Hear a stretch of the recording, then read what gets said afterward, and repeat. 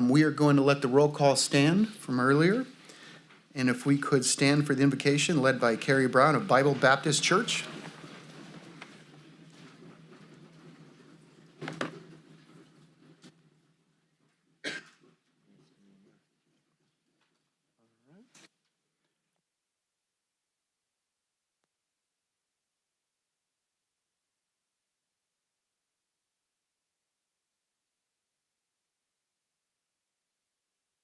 A simple way. Everybody join me in an Our Father, please. I'd like to do that today, okay? Our Father, who art in heaven, hallowed be thy name. Thy kingdom come, thy will be done, on earth as it is in heaven. Give us this day our daily bread, and forgive us our trespasses, as we forgive those who trespass against us. And lead us not into temptation, but deliver us from evil. Amen. Thank you. We're going to ask that you stand for a moment of silence for Joe Benatar, former Sutter County Supervisor and former City Council member, please, who passed away last week.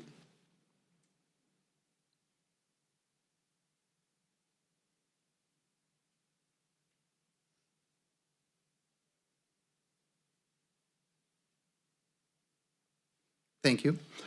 All right, and if we could have our sheriff lead us in the pledge.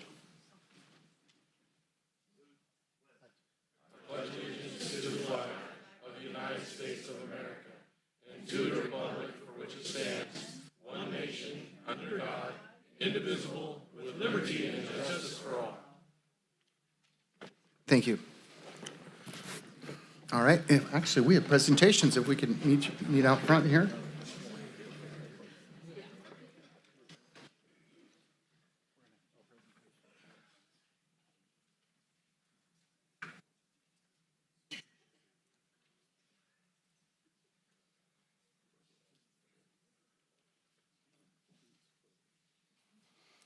Oh, Jim, come on up.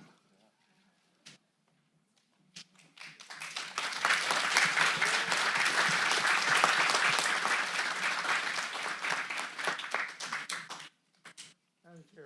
It's good to see you again.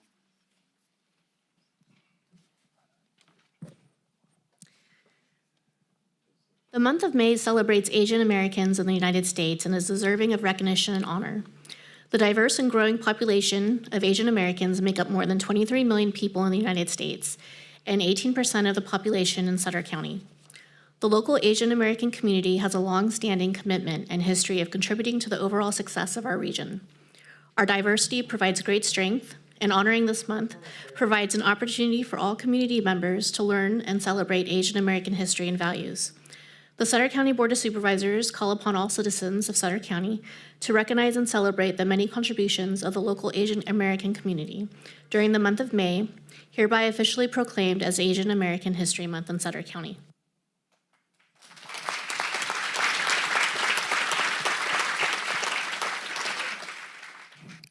Earlier today, we were invited to attend.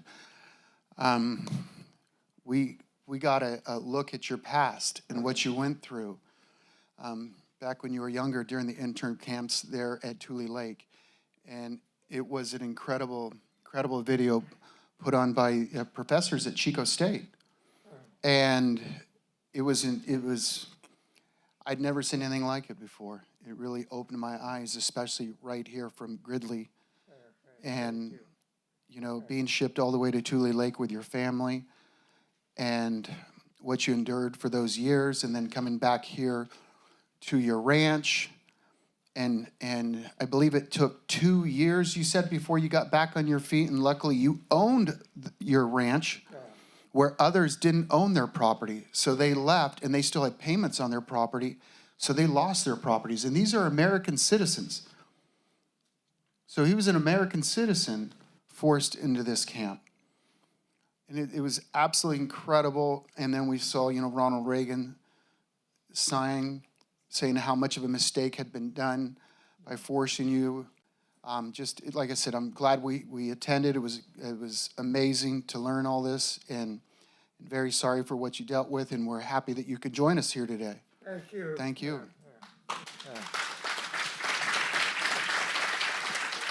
In addition to that, ladies and gentlemen, this young man is 103 years old. So if we can just sing, if you guys can just join me in singing. Well, anyways, I just wanted to see if you guys could join me in wishing him happy birthday, singing him happy birthday. We said we were gonna do it earlier and we didn't, right? So happy birthday to you. Happy birthday to you. Happy birthday, dear Jim. Happy birthday to you.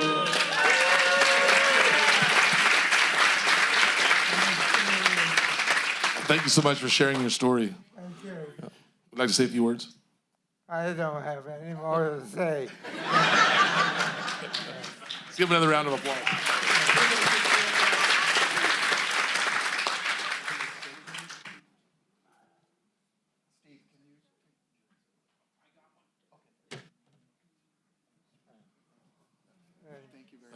Okay, thanks a lot. Will Mr. Jim Tanimoto please remain with the board? And will the Tri-Counties Filipino American Association, Marysville chapter of the Japanese American Citizens League, and Dream Mong please join the board to receive certificates of recognition?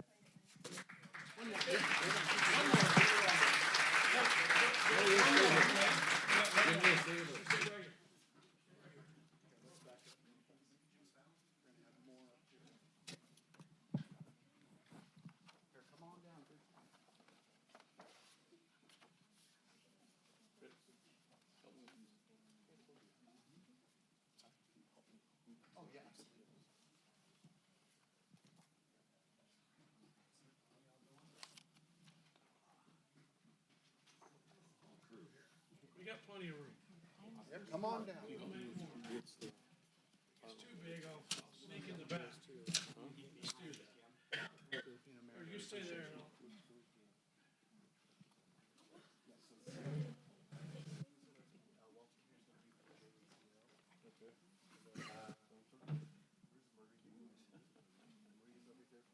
Yeah, I see her. She got tucked behind her.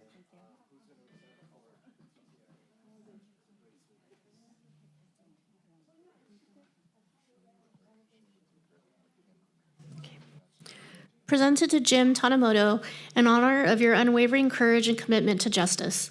As the last surviving member of the Block 42 resistors at Tule Lake, your principled stand in defense of constitutional rights serves as a vital reminder of the resilience of the human spirit.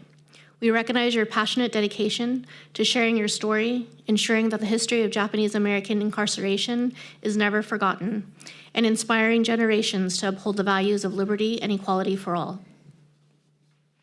Presented to the Tri-Counties Filipino American Association in recognition of your outstanding contributions to our community and tireless efforts to preserve and promote Filipino heritage. We recognize and commend your exceptional commitment spanning more than 40 years. Your dedication has made a lasting impact on our community. Presented to the Marysville chapter of the Japanese American Citizens League in recognition of your enduring efforts in promoting civil rights, cultural education, and combating prejudice since being founded in 1935.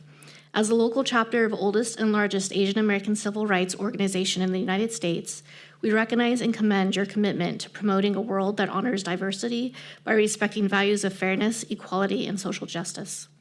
Presented to Cher Mong in recognition of your unwavering dedication, outstanding contributions, and commitment to the empowerment and advancement of the Hmong community. Your efforts fostering unity, preserving culture, and striving for excellence serve as an inspiration to all.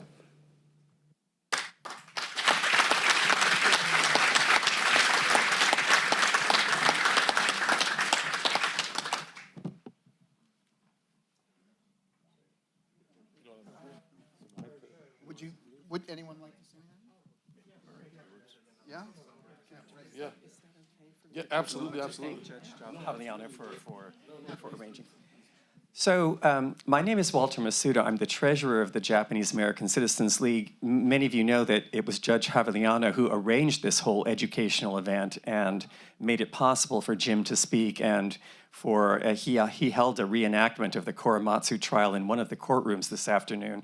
And so the JACL just wanted to give him a thank you letter, if I may be permitted to do that.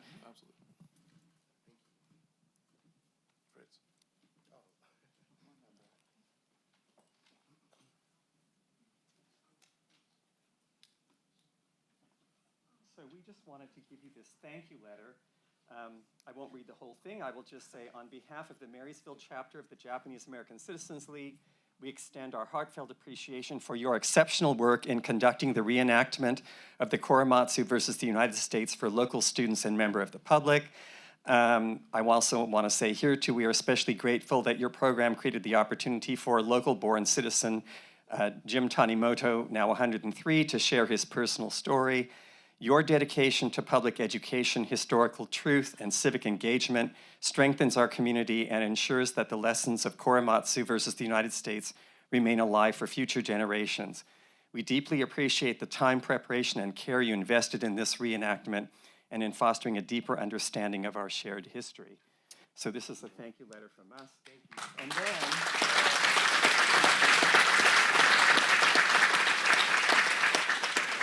because we know of your interest in Filipino history, this is a document from the historical archives of the Marysville chapter of the Japanese American Citizens League from 1943, and is an excerpt from the inaugural address of His Excellency Jose P. Laurel, President of the Republic of the Philippines, delivered October 14th, 1943.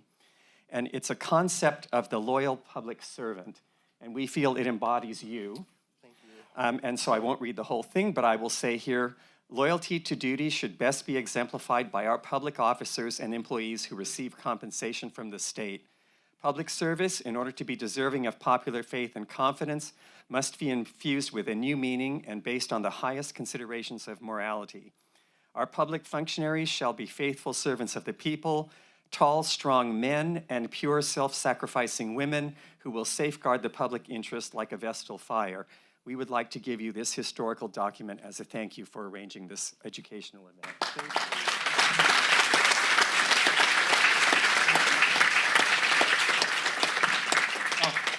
you.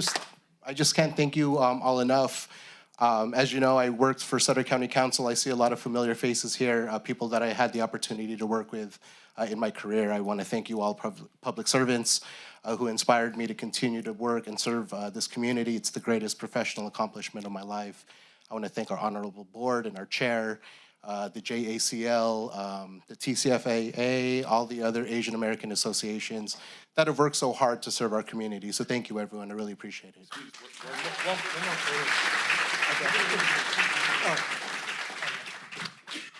I just, after seeing that video today at noon, I was wondering if that video might be online someplace where some of these other folks could see it. It's an incredible video that we watched today. Absolutely.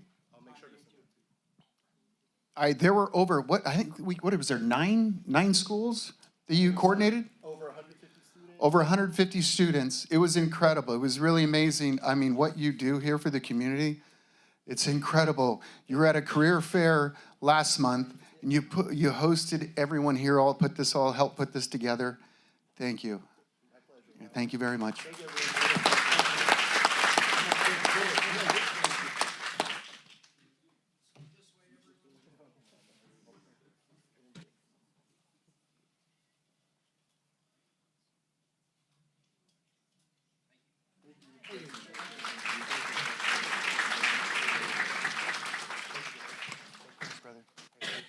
All right, if we could have our Assemblyman James Gallagher come down to the floor, please. Former Sutter County Supervisor.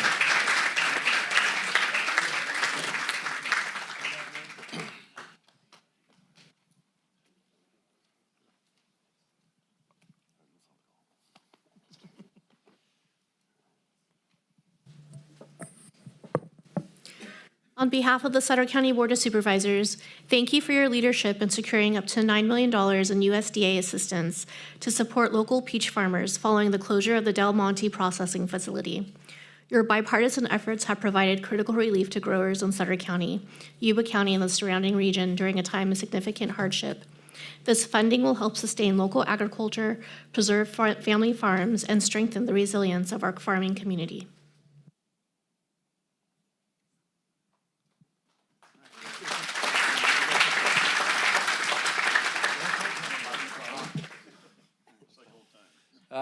Well, thank you. I certainly appreciate that recognition. But look, this has been a community effort. always appreciated the ability to serve and, working with all of you. I think, Carm, you called me about this, early on. I see Runji Davitt back there, and Rob Baines, came to my office to really express how dire the situation was. Jeff, I think you helped organize the town hall. I know many of you guys were all there. And we had a lot of growers show up, just across the street here at the Veterans Memorial Hall to talk about solutions and see what we could do.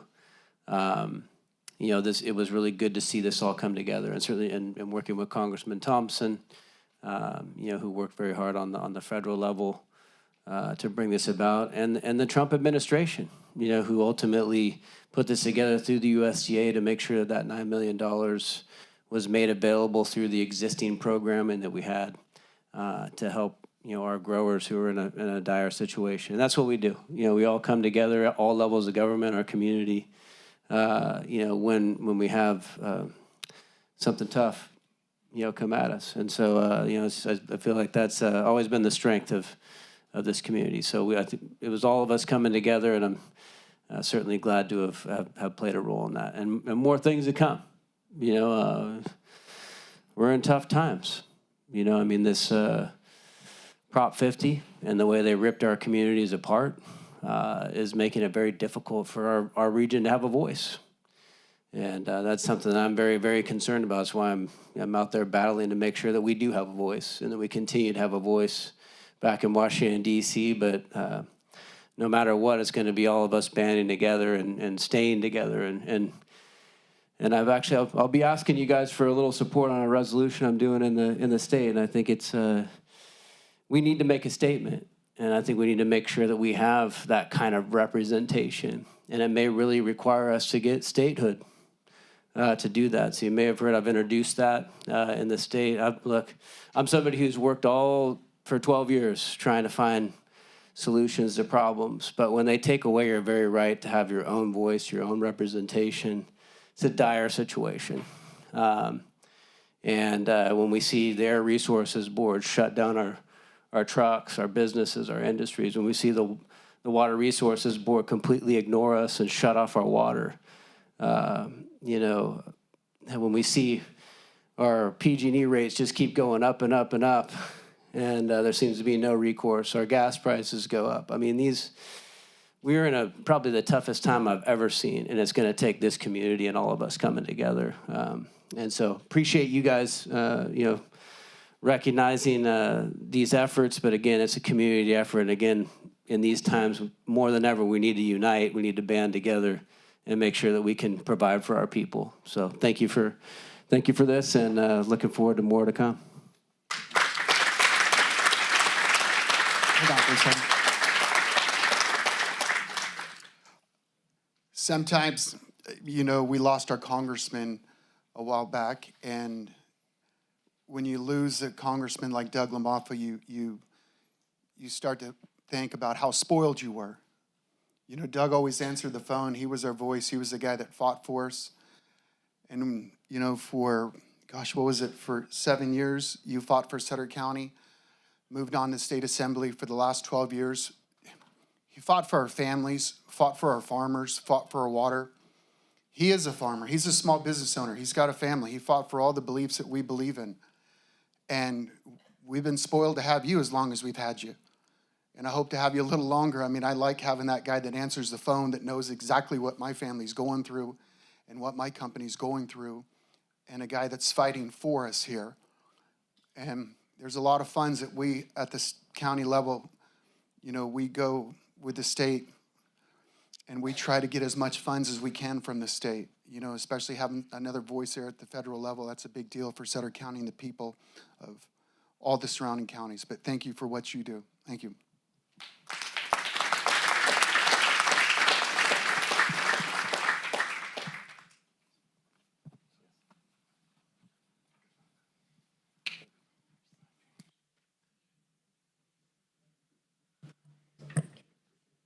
Will Brenda Stranix please join the board to receive a proclamation recognizing May 3rd through the 9th, 2026 as National Small Business Week?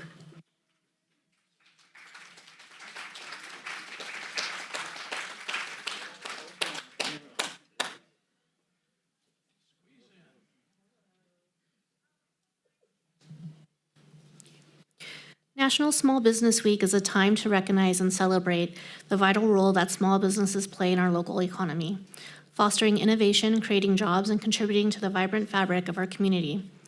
Small businesses in Sutter County are the backbone of our local economy, driving economic growth, supporting families, and enriching the quality of life for all residents. National Small Business Week provides an opportunity to highlight the achievements of Sutter County's small business owners, entrepreneurs, and their dedicated employees. It is important to recognize the hard work, dedication, and resilience of our small business owners, who face challenges and adapt to changing times while creating valuable goods and services for our community. Supporting small local businesses strengthens Sutter County and helps ensure its continued growth and prosperity. The Sutter County Board of Supervisors do hereby proclaim May 3rd through the 9th, 2026 as National Small Business Week.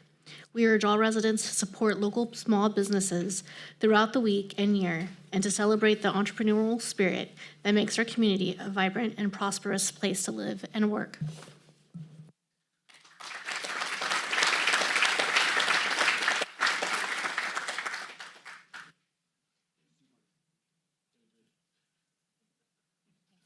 Thank you all for the recognition. As your Chamber of Commerce in the two-county region, we appreciate the support of you all. And of course, our first point of contact is our local small businesses. So that's what we're here for, and that's what we'll continue to do. We appreciate this recognition. Thank you.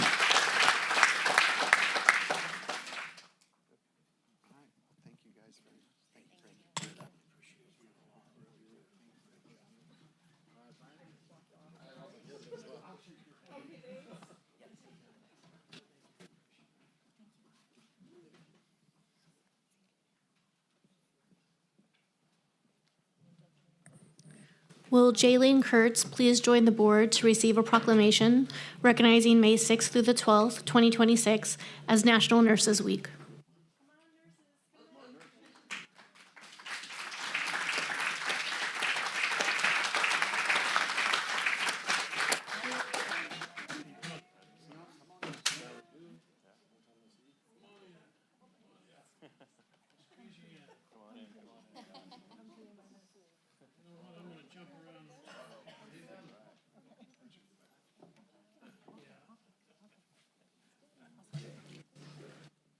The American Nurses Association has declared the week of May 6th through the 12th, 2026 as National Nurses Week and celebrates this year's theme, The Power of Nurses, to honor the various roles of nurses as well as the positive impact nurses have on everyone's lives in Sutter County. The nearly 4.4 million nurses in the United States comprise our nation's largest healthcare profession. The nursing profession meets the different and emerging healthcare needs of the American population in a wide range of settings. The nursing profession is an indispensable component in the safety and quality of care of all patients in Sutter County. Greater numbers of qualified nurses will be needed in the future to meet the increasingly complex needs of healthcare consumers in our community.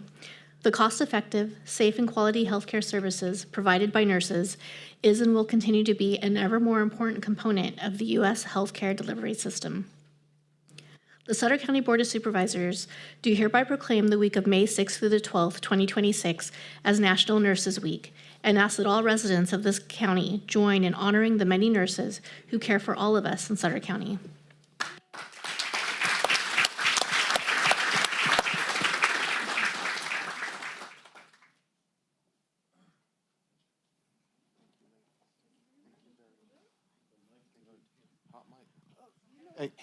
You know, I do want to say something, and I wasn't going to say, absolutely. I have my notes right here. You got it.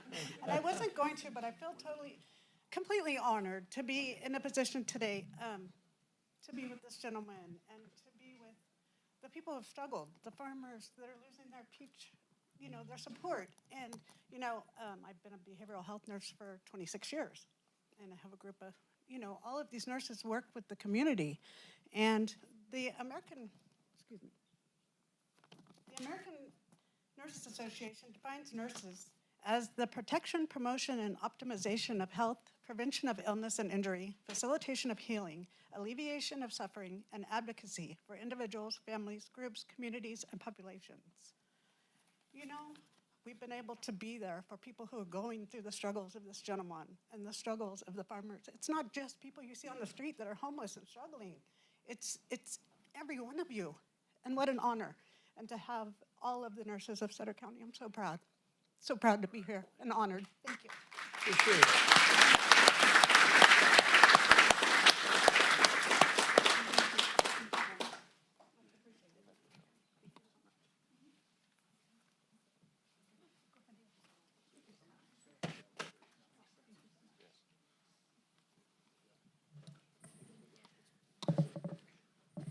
Will Neil Hay and Ken Sraw please join the board to receive proclamations recognizing May 17th through the 23rd, 2026 as National Public Works Week?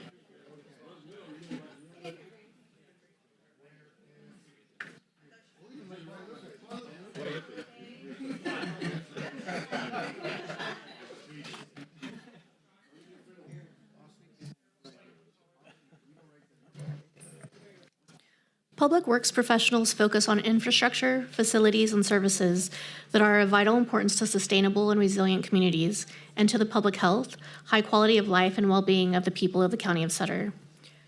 These infrastructure, facilities, and services cannot be provided without the dedicated efforts of public works professionals, who are engineers, managers, and employees at all levels of government and the private sector, who are responsible for rebuilding, improving, and protecting our nation's transportation, water supply, water treatment, and solid waste systems, public buildings and other structures and facilities essential for our citizens. It is in the public interest for the citizens, civic leaders, and children in the County of Sutter to gain knowledge of and to maintain an ongoing interest and understanding of the importance of public works and public works programs in their respective communities. The year 2026 marks the 66th annual National Public Works Week, sponsored by the American Public Works Association, Canadian Public Works Association. The Sutter County Board of Supervisors does hereby designate the week May 17th through the 23rd, 2026 as National Public Works Week in the County of Sutter, and calls upon all citizens to join with representatives of the American Public Works Association and government agencies to pay tribute to our public works professionals, engineers, managers, and employees, and to recognize the substantial contributions they make to protecting our national health, safety, and quality of life.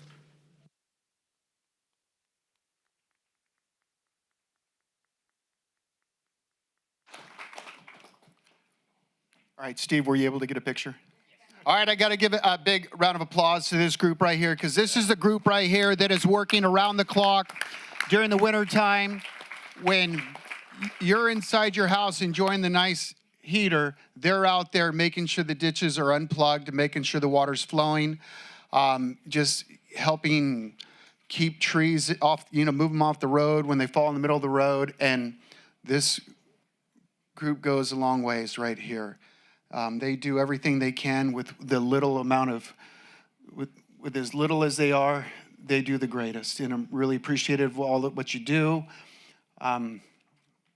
If the other day I had a call, something was in the road, this group was right out there within the next half hour, mobilized, cleaning it up. It happened, I believe, yesterday, or was that this morning?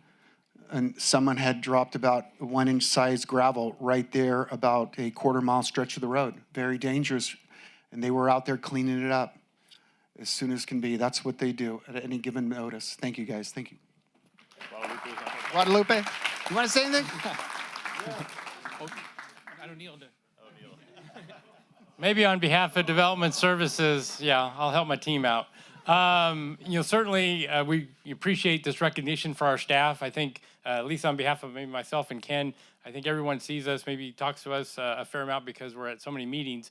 But it's really our staff that's out in the roads, maintaining the bridges, the ditches, the county's facilities, the county's buildings, right? All the infrastructure that we have for both for our employees and for our citizens that these are the staff that are doing it. And we try to be as efficient, as effective as possible with all of our tax dollars and provide a good return on the tax money that's invested to our county. But it's these employees that, work tirelessly to Chair Ziegemeyer's point, definitely 24/7, right? At all hours of the day, in all kinds of weather, our staff are out there. And then additionally, we have staff in the offices, right? All of our administrative staff that support everyone in the field. So it is quite a team effort, and we just appreciate this recognition.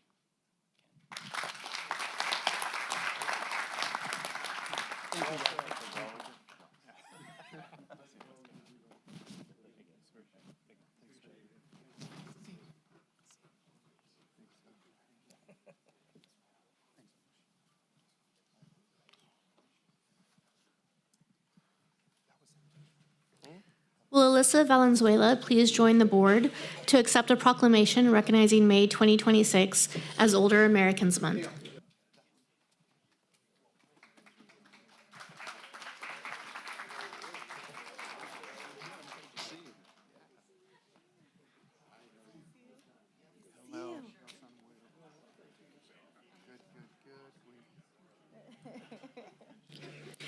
May is Older Americans Month, a time for us to recognize and honor Sutter County's older adults and their immense influence on every facet of American society. Nearly 24,000 Sutter County residents are now 60 years of age or older, representing 24% of the total population. Sutter County is committed to strengthening our community by connecting with and supporting older adults, their families, and caregivers, and acknowledging their many valuable contributions to society. The 2026 theme for Older Americans Month, Champion Your Health, focuses on prevention, wellness, and personal responsibility as cornerstones of healthy aging. Communities benefit when people of all ages, abilities, and backgrounds have the opportunity to participate and live independently. Sutter County must ensure that older Americans have the resources and support needed to stay involved in their communities, reflecting our commitment to inclusivity and connectedness. The Sutter County Board of Supervisors do hereby proclaim the month of May 2026 as Older Americans Month. We urge every resident to take time during this month to recognize older adults and the people who serve them as essential and valuable members of our community.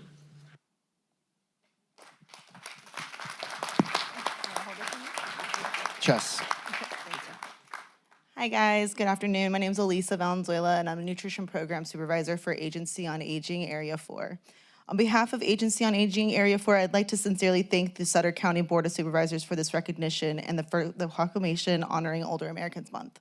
We're truly honored to accept this. It reflects a shared commitment to the well-being, dignity, and independence of older adults throughout our communities. At Agency on Aging Area 4, we are proud to serve as a partner in delivering essential services that support healthy aging, including nutrition, care coordination, and community-based support. We are especially proud of our direct service programs, including Meals on Wheels Yuba Sutter, which continues to provide vital nutrition and wellness support to older adults who depend on these services to remain safely at home. We appreciate the board's continued support and recognition of the importance of aging services, and we look forward to continuing our work together to strengthen the lives of older adults across Sutter County and the region. Thank you. Thank you, and all that you do for our seniors. Thank you.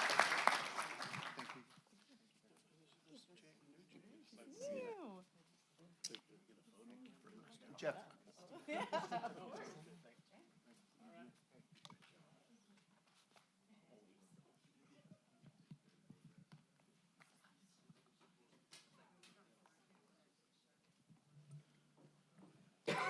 Will Dr. Michelle Blake please join the board to receive a proclamation recognizing May 2026 as Perinatal Mental Health Month?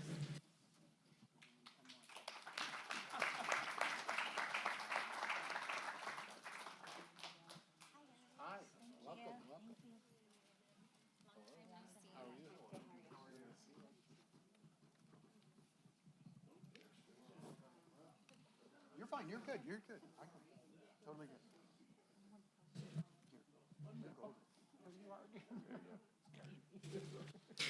More than 1,257 babies are born in Sutter County each year, and perinatal mental health, including mental health before, during, and after pregnancy, is a critical component of the health and well-being of parents, infants, and families, and is therefore of significant interest to the County of Sutter. Between 10 and 20% of pregnant and postpartum individuals experience perinatal mental health, including depression, anxiety, and psychosis, which are often overlooked and stigmatized, contributing to feelings of confusion, isolation, and shame. Many individuals at risk for perinatal mental health conditions may not seek help due to limited awareness, inconsistent screening and assessment practices, and lack of information about available treatment and community-based support services. Increased awareness and education throughout Sutter County are essential, as perinatal mental health affects individuals of all ages, races, and income levels. And untreated perinatal mental health conditions can significantly impact family well-being, parent-infant bonding, and child developmental and behavioral outcomes. Perinatal mental health conditions are highly treatable through early identification, evidence-based interventions, professional therapy and counseling, peer and community supports, and coordinated systems of care, including local initiatives such as the Blue Shift Project and crisis support resources. The Sutter County Board of Supervisors do hereby proclaim May 2026 as Perinatal Mental Health Awareness Month in Sutter County, and calls upon residents, government agencies, public and private institutions, and businesses to promote awareness, reduce stigma, encourage the use of perinatal screening tools, and improve access to effective prevention, treatment, and support services that strengthen perinatal and infant mental health.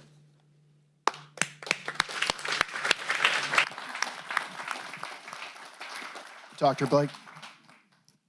Thank you, Honorable Chair and board members.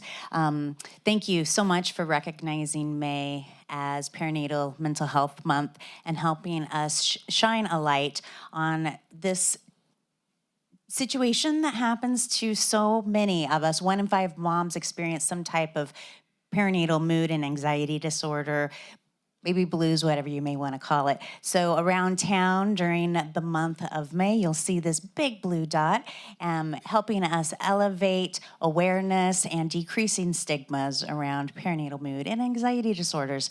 So thank you again for recognizing May as Perinatal Mental Health Month.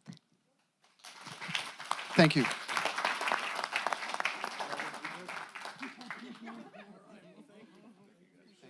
Thank you very much.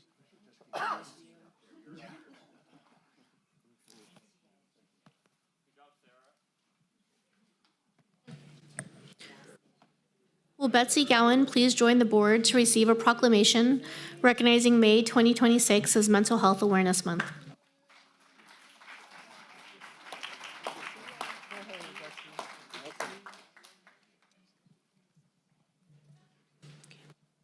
Mental health is an essential part of the overall health and well-being of individuals, families, and communities throughout the county.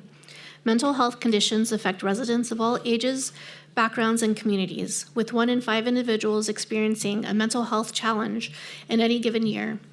Stigma, discrimination, and misinformation surrounding mental health remain significant barriers that prevent many individuals from seeking the support and care they need. Promoting education, awareness, and open dialogue about mental health helps reduce stigma, increases understanding, and fosters a more supportive and compassionate Sutter County community.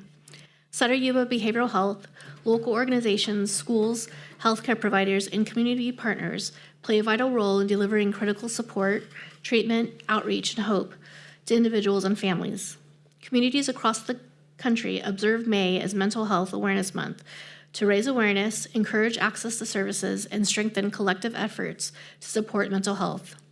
The Sutter County Board of Supervisors do hereby proclaim May as Mental Health Awareness Month and encourages all residents, organizations, and community partners to increase their understanding of mental health, support one another with empathy, and foster a community where everyone has the opportunity to thrive.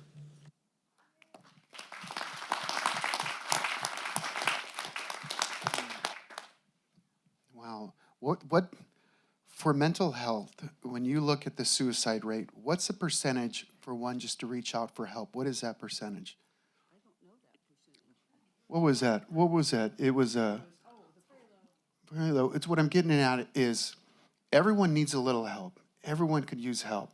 And these amazing people right here, they have a whole group that offers it, and it's really easy to reach out. It's too easy. But people are ashamed to reach out. They're ashamed. They feel helpless. But we implore you to reach out. Make that call. Make the phone call. go to the office. That's what they're here for. And thank you for everything that you do. Thank you.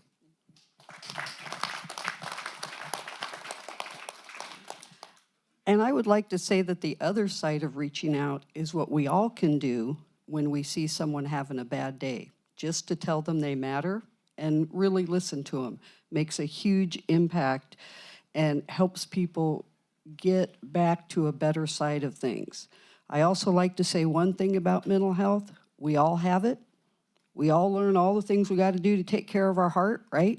We got to start learning what to do to take care of our mental health and taking care of it every day.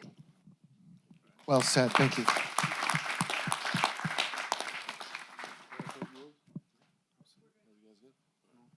Thank you.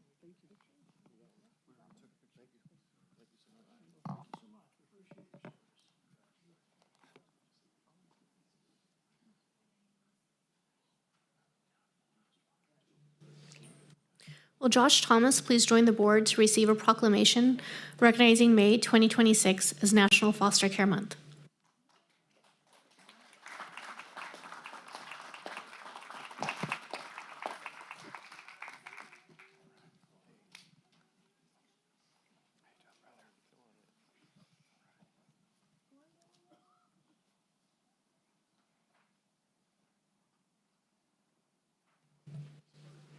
Sutter County relies on foster homes due to the number of traumatized children found to be at risk and being removed from their own homes because of sexual abuse, physical abuse, parental absence or incapacity, or exploitation. Sutter County recognizes that all children need love, support, security, and a safe place to call home. Sutter County has children placed with foster parents in the counties of Sutter, Butte, Contra Costa, Fresno, Sacramento, Placer, Merced, Tehama, and Yuba, who have opened their hearts and their homes to the children of Sutter County in times of crisis, providing a safe, loving, and supportive home environment due to their commitment to the needs of children. The Sutter County Board of Supervisors do hereby proclaim the month of May 2026 as National Foster Care Month.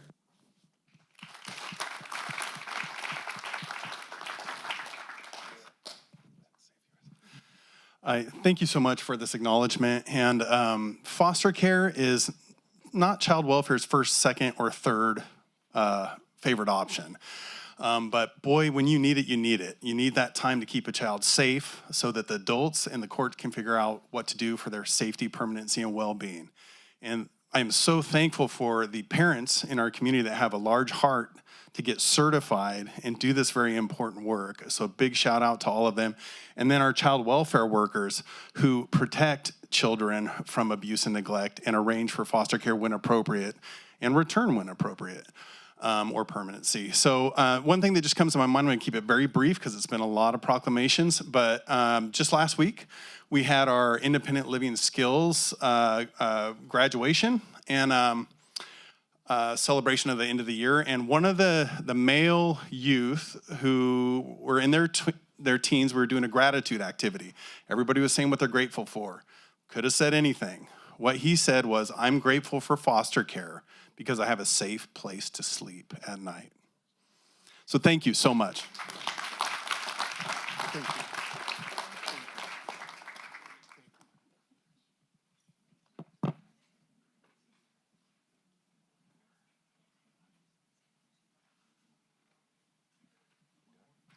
We have one more.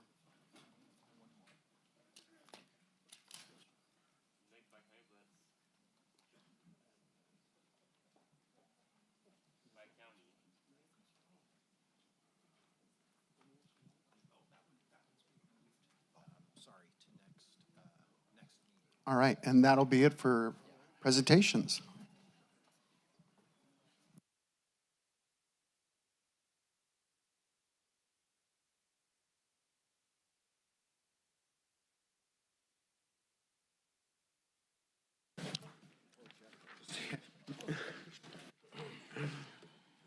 We'll wait for.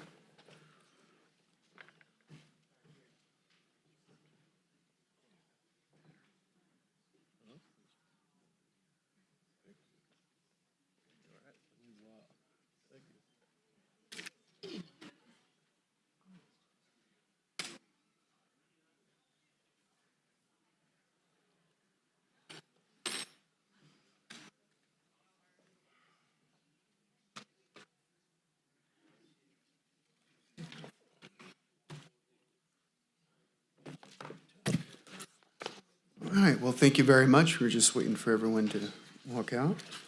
All right, we're going to move on to public comment. Members of the public will be allowed to address the board on items of interest to the public that are within the subject matter jurisdiction of the Board of Supervisors. State law provides that no discussion or action may be taken on any item not appearing on the posted agenda. All right, do we have any comments? Yes, we have 3. The first is Tina Hessong.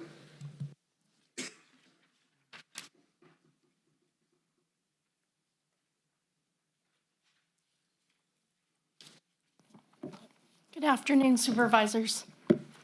Do you recognize the name King Abdullah of Jordan? Fresh Del Monte? Mohammed Abu Ghazala? What connection do they have to Sutter County? I'll tell you. Totalitarian control.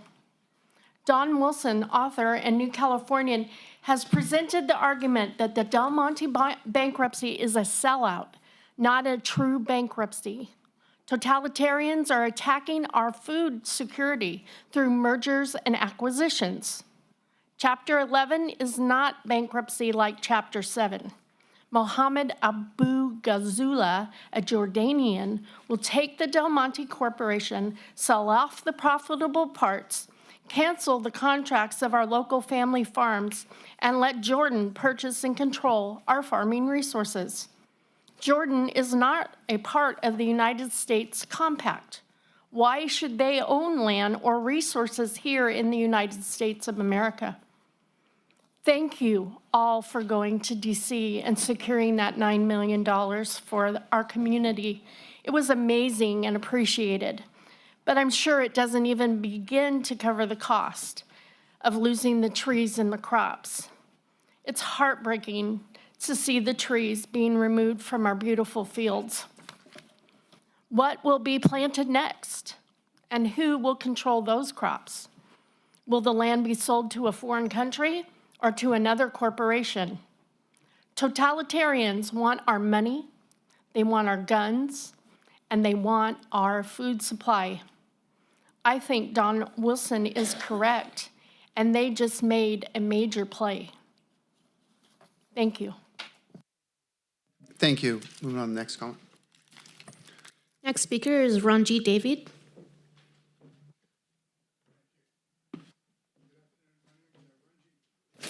Turn the mic on, please. Thank you. First time here. Okay, my name is Ranjit David. I'm a local peach farmer here in Sutter County, and I just wanted to come here today, thank the Board of Supervisors for orchestrating such a quick response to the Del Monte bankruptcy and the loss of the growers' contracts. Without your collaborative effort, bringing together Assemblyman James Gallagher and Representative Mike Thompson, you fast-forwarded this program. I can certainly tell you. Today, we may not even have had this program without all of your help. The $9 million that we were able to obtain, the association, Peach County, California County Peach Association will be adding $1.5 million to the $9 million and distributing out basically about $25 a ton to each grower. Where we believe that the payment that each grower will probably receive is about $150 from USDA. Also, I want to give a big shout out to Sutter County Ag Commissioner Lisa Herbert. Her letter was extremely instrumental, I can tell you right now. And so, thank you again on myself and on behalf of the California County Peach Association. You didn't just touch this community, several communities down the state. So, thank you.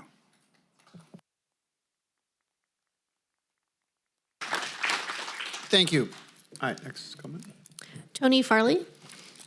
Tony Farley, Northview City, 1298 Willow Creek Drive, Northview City, in District 1, I believe, where is Jeb Booms. Jeb Booms, also Mike Nelly, the gun guy. Thank you, Jeff Stevens, for his service. Pumpkin Farmhouse, like Jeff Stevens. Thank you, Darth Vader over here, Dan Flores. Thank you, Mike Zickemeyer over here, Zickemeyer. Thank you, Carl Baines, thank you, Carl Baines. And thank you, Jeff Boone. Thank you, Zachary Hamble, Zachary Hamble. Alexander Hamble, the constitutionalist. Thank you, Nicholas, the tax collector, right? Vote him for office. Thank you, James Gallagher, Congressman James Gallagher. Thank you, Professor Steve Smith. Thank you, President Will Bill. Thank you, Commandant of the Marine Corps Scott Hansen. Thank you, the baddest finisher ever, Brandon Barnes. And thank you, two-star Incredible Hulk, not Incredible Hulk, Incredibles guy from Disney Incredibles. Thank you, rookie young deputy over there. Thank you, Sarah Rio. Thank you, Sarah Rio. Thank you, Sarah. Thank you, Tion Hesson. At the meeting, I'm going to get the French fries and Coca-Cola from McDonald's for Tion Hesson. Thank you, the Japanese guy. Went drinking for the Japanese guy in history book. Japanese guy who been in internment camp. Thank him for his service to protest against the federal government and entrap Japanese citizens in concentration camps. That could be me in World War II in that Japanese camp. Thank you,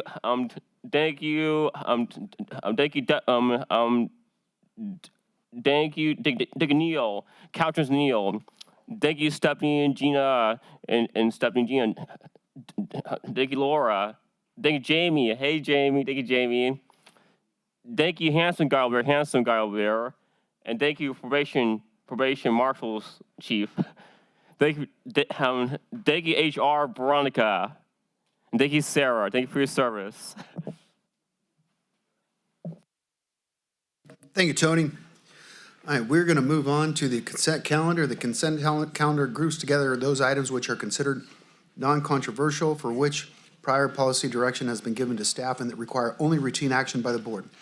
The chair will advise the audience that the matters may be adopted in total by one motion. However, the board may, at its option, or upon request of a member of public, consider any matter separately.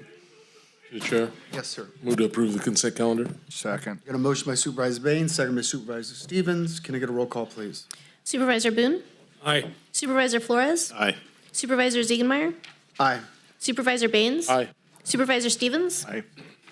Motion passes. Moving on to appearance items, number 16. Public hearing to consider adoption of a resolution updating the Natomas Basin mitigation fee for 2026 for authorized development under the Natomas Basin Habitat Conservation Plan. Good afternoon, Chair and Supervisors. Neil Hay, Development Service. So this item is going to be presented by our Principal Planner, Christina.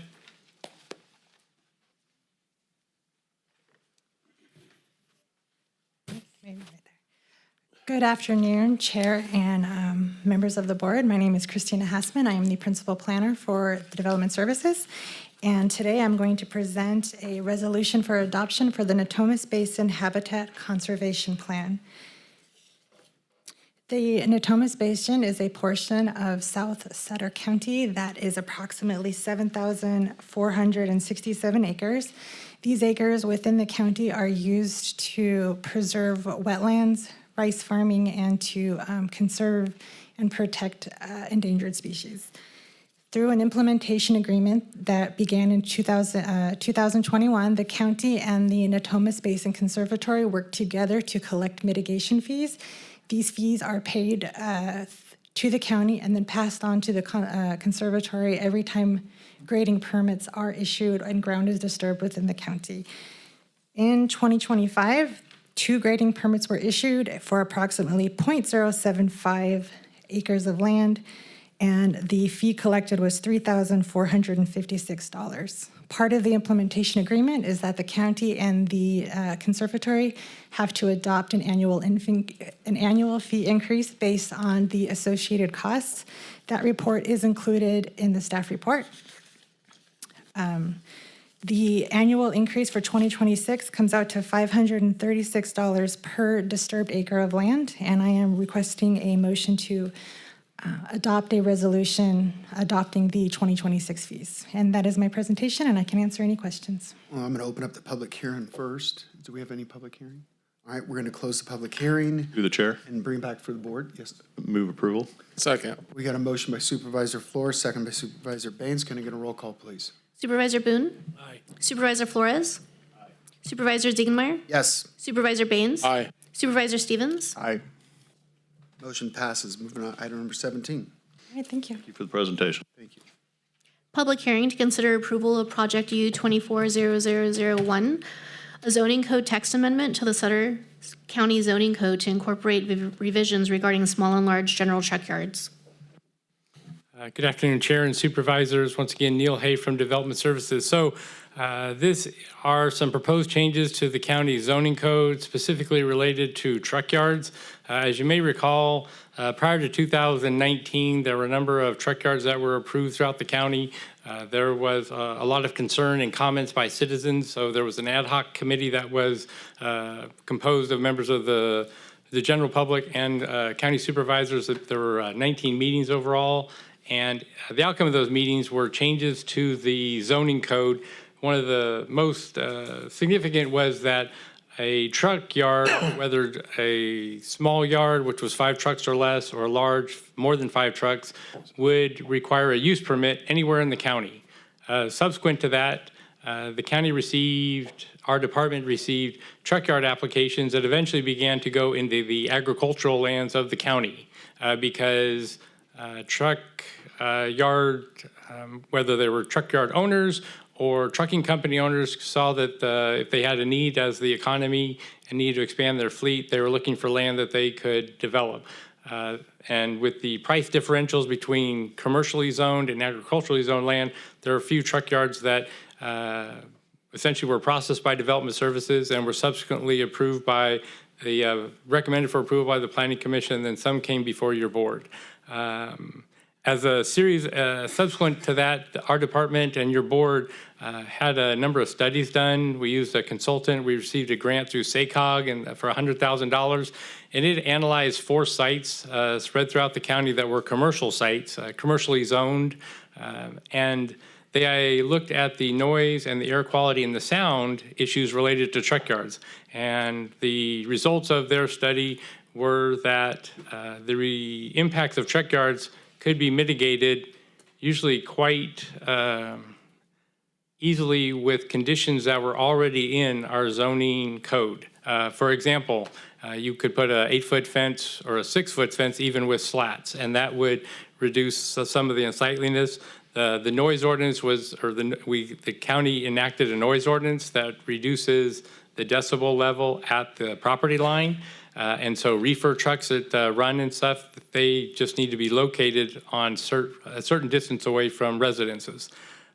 So our department presented, those studies to your board, and your board asked us to look into text amendments for truck yards. So one of the key tenets, one of the general plan policies, and I'll just read for it, is agricultural land conversion. So discourage the conversion of agricultural land to other uses unless all of the following findings can be made, which net community benefit, no feasible alternative locations, and the use will not have significant adverse effects.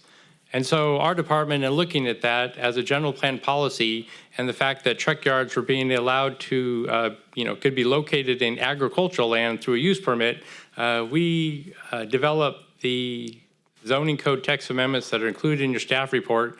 I can summarize that what we're proposing is that truck yards would be allowed on M1 ground, so light industrial or heavy industrial ground with what's required a zoning clearance. So that is, it can be an over-the-counter approval if the land is already zoned M1 or M2. If someone wanted to come in and rezone had another zoning, they would have to rezone it in order to do that. Rezoning requires a CEQA document, right? An initial study and actions before the Planning Commission and the board. If someone wants to have a truck yard out in agricultural land, they can still do that. The zoning code would allow them. They would just have to get a use permit, which is the current requirement. And that requires the environmental studies and the impacts to be addressed. We're only looking, and so the premise here is we're looking to encourage truck yards to develop on land that is either already zoned M1 or M2, or the property owners or applicants would come to our department seeking to rezone a piece of property so that it could be considered for a truck yard. But in the analysis of that rezone, we would look if that was an appropriate location. For example, would it have a stay route if those are the type of trucks that would be serviced? And how close is it to, for example, a state route? I think we've all seen that, the stay trucks, if they have to go through residential areas or if they have to go too far on county roads, sometimes they can have damaging effects on road systems that were not intended for that much weight on a regular basis.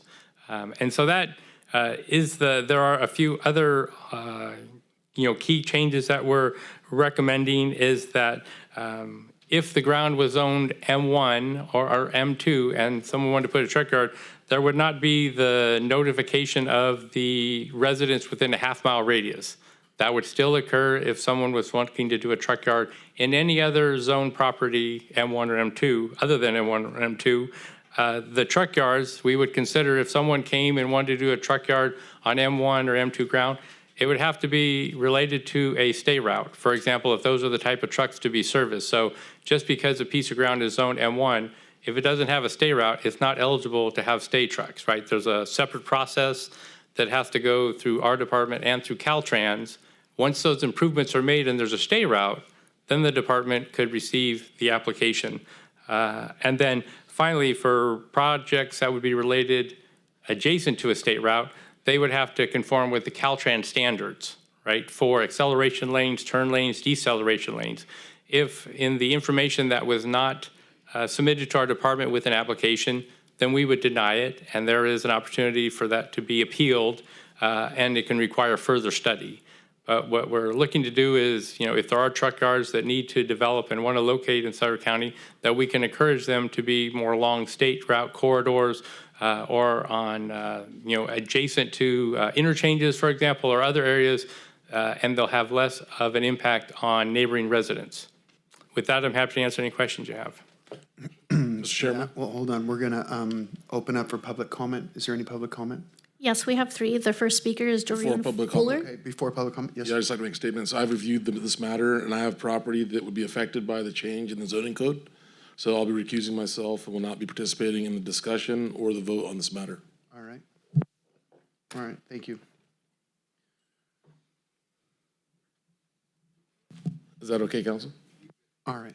All right. So we'll open up public comment then. Hi, Doreen Fuller of Oswald Road. I hope I understand this all correctly. I might not.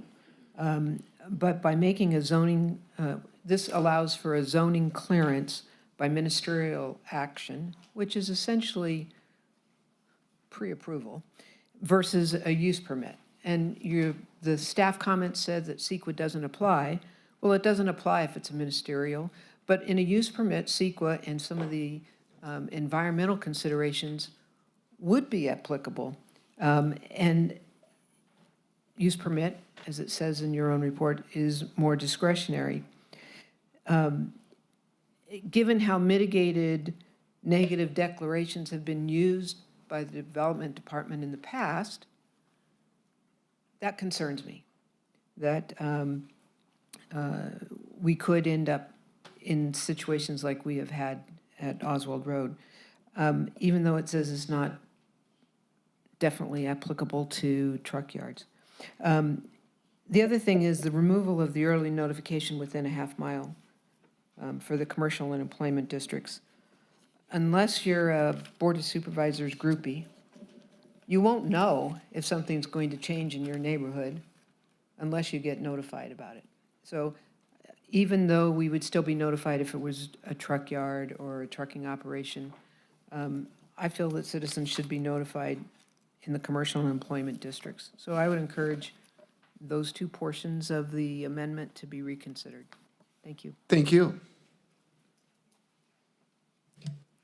The next speaker is Sukhvinder Bungle.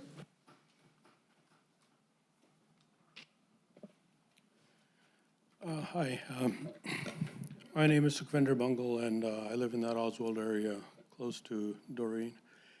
And I have the same concerns as she does. I don't like the fact that the early notification's just been striked out. We fought very hard for that notification. When I moved in, I had maybe one truck yard in my neighborhood. Now I have 9, and I wasn't notified of any of them.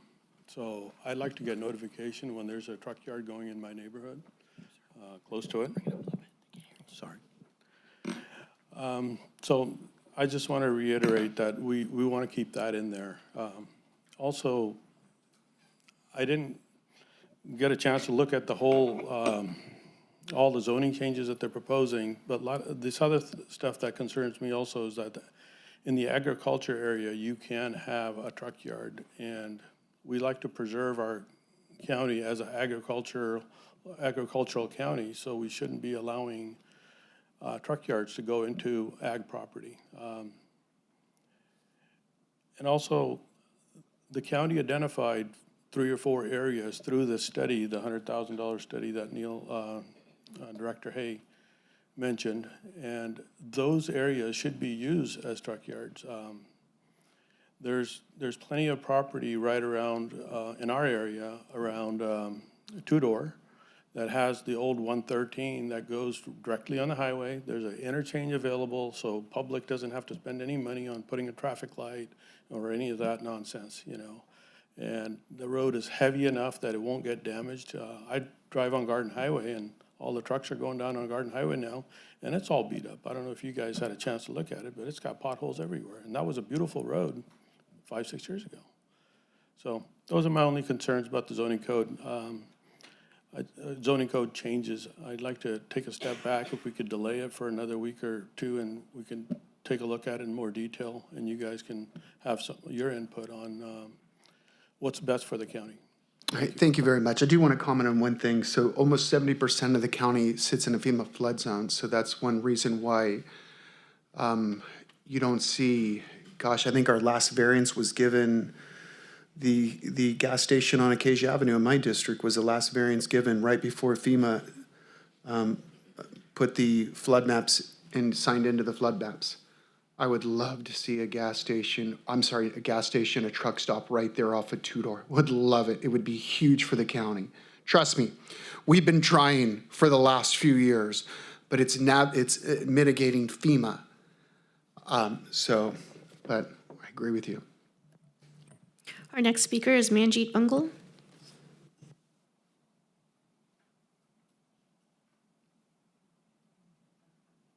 All right, thank you. Oh, he said it all. All right. All right, thank you very much. All right, so. Sorry, we do have one more. Our last speaker is Tiara Harpreet. All right.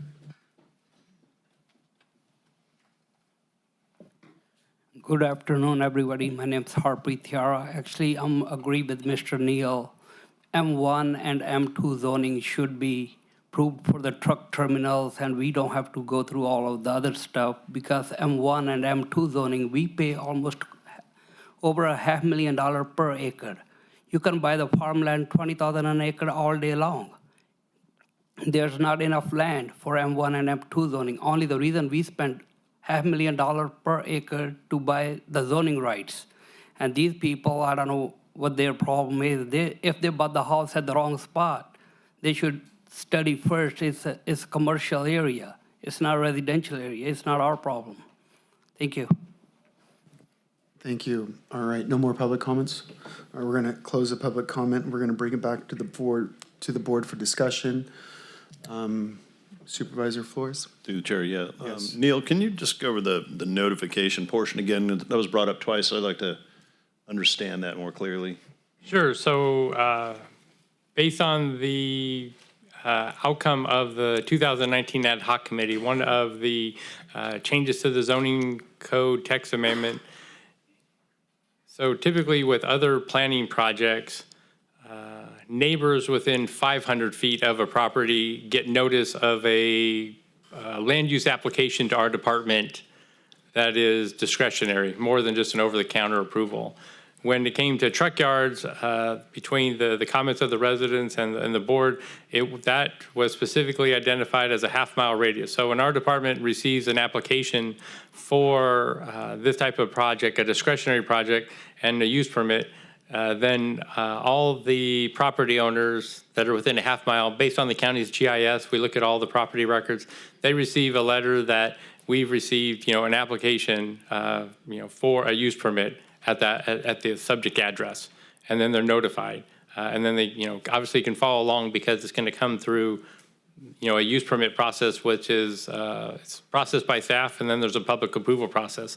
One of the items to be clear about, so M1, M2 ground already had all of the public review and approval, and the CEQA document was already done. It was done in 2010 when the county did the general plan. That was all studied. Those documents are all available on the department's website. And that's somewhat to the point that the M1 ground has already, and it has development standards that are different from residential standards or agricultural standards. Those are called out within our zoning code. And a lot of the requirements of the 2019 ad hoc committee changes, for example, having garbage cans in bathrooms and the number of tires, all that still remains. It's just that if it's what it takes to have a truck yard in M1's ground or M2 ground.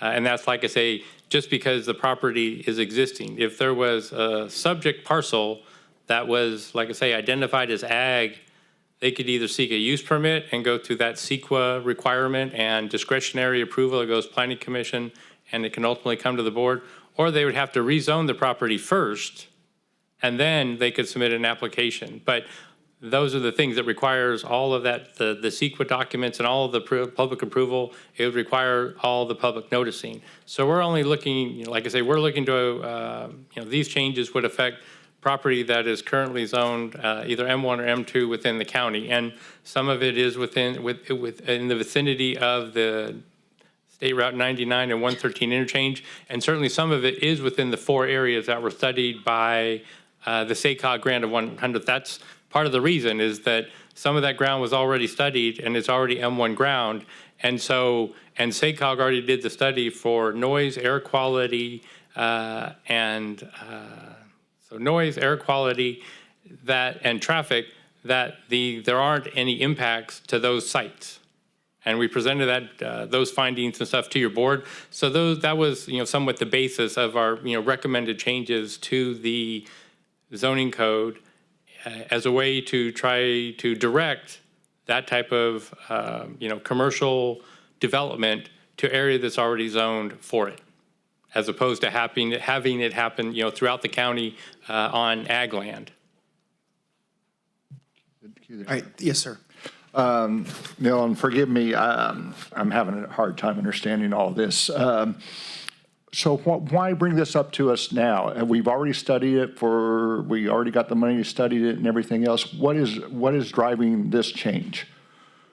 So what's driving this change is the result of the studies. So I'm personally, personally would receive, and our department would receive comments from the agricultural community that we're allowing truck yards to develop in the agricultural community, and it's affecting the land prices. So if someone wants to put in an orchard, but a truck yard operator will pay more for that land, the existing property owner may sell to the truck yard. And then a truck yard shows up, and then an orchard can't, an orchard operator may not be able to expand his agricultural operation in an agricultural basin. Sometimes, to Chair Zickenmeyer's point, some of that land is in a floodplain. So then there are development challenges within that floodplain, and yes, you can have a truck yard, but sometimes that ground is prime agricultural land, right, as identified. And so, and the changes do not preclude, the changes we're recommending would not change anything for anyone who wanted to have a truck yard in ag ground. That's still totally allowed. You just have to get a use permit. It's about $100,000 is what landowners, property owners have spent in order to do the environmental documents and pay the county's processing fees. And so, but for property that's already zoned M1 or M2, and like I say, that was done through a general plan, which is kind of an EIR level document in 2008, 2010, is adopted, that land, it's already had all the environmental analysis. And what happens is if someone wants to rezone a piece of ground to M1 and they say, I don't know what I want to do, then it can look at like, okay, what may be the worst use? But if, like I say, if something that, so the impacts have already been studied if it's M1 or M2 ground. And we're, like I say, once again, just trying to essentially lower the cost of development. If the county is going to allow truck yards, we'd prefer they be closer to the state route ideally. That's probably the best case for them. It's most efficient for everyone. And that's where most of the M1 and M2 ground is.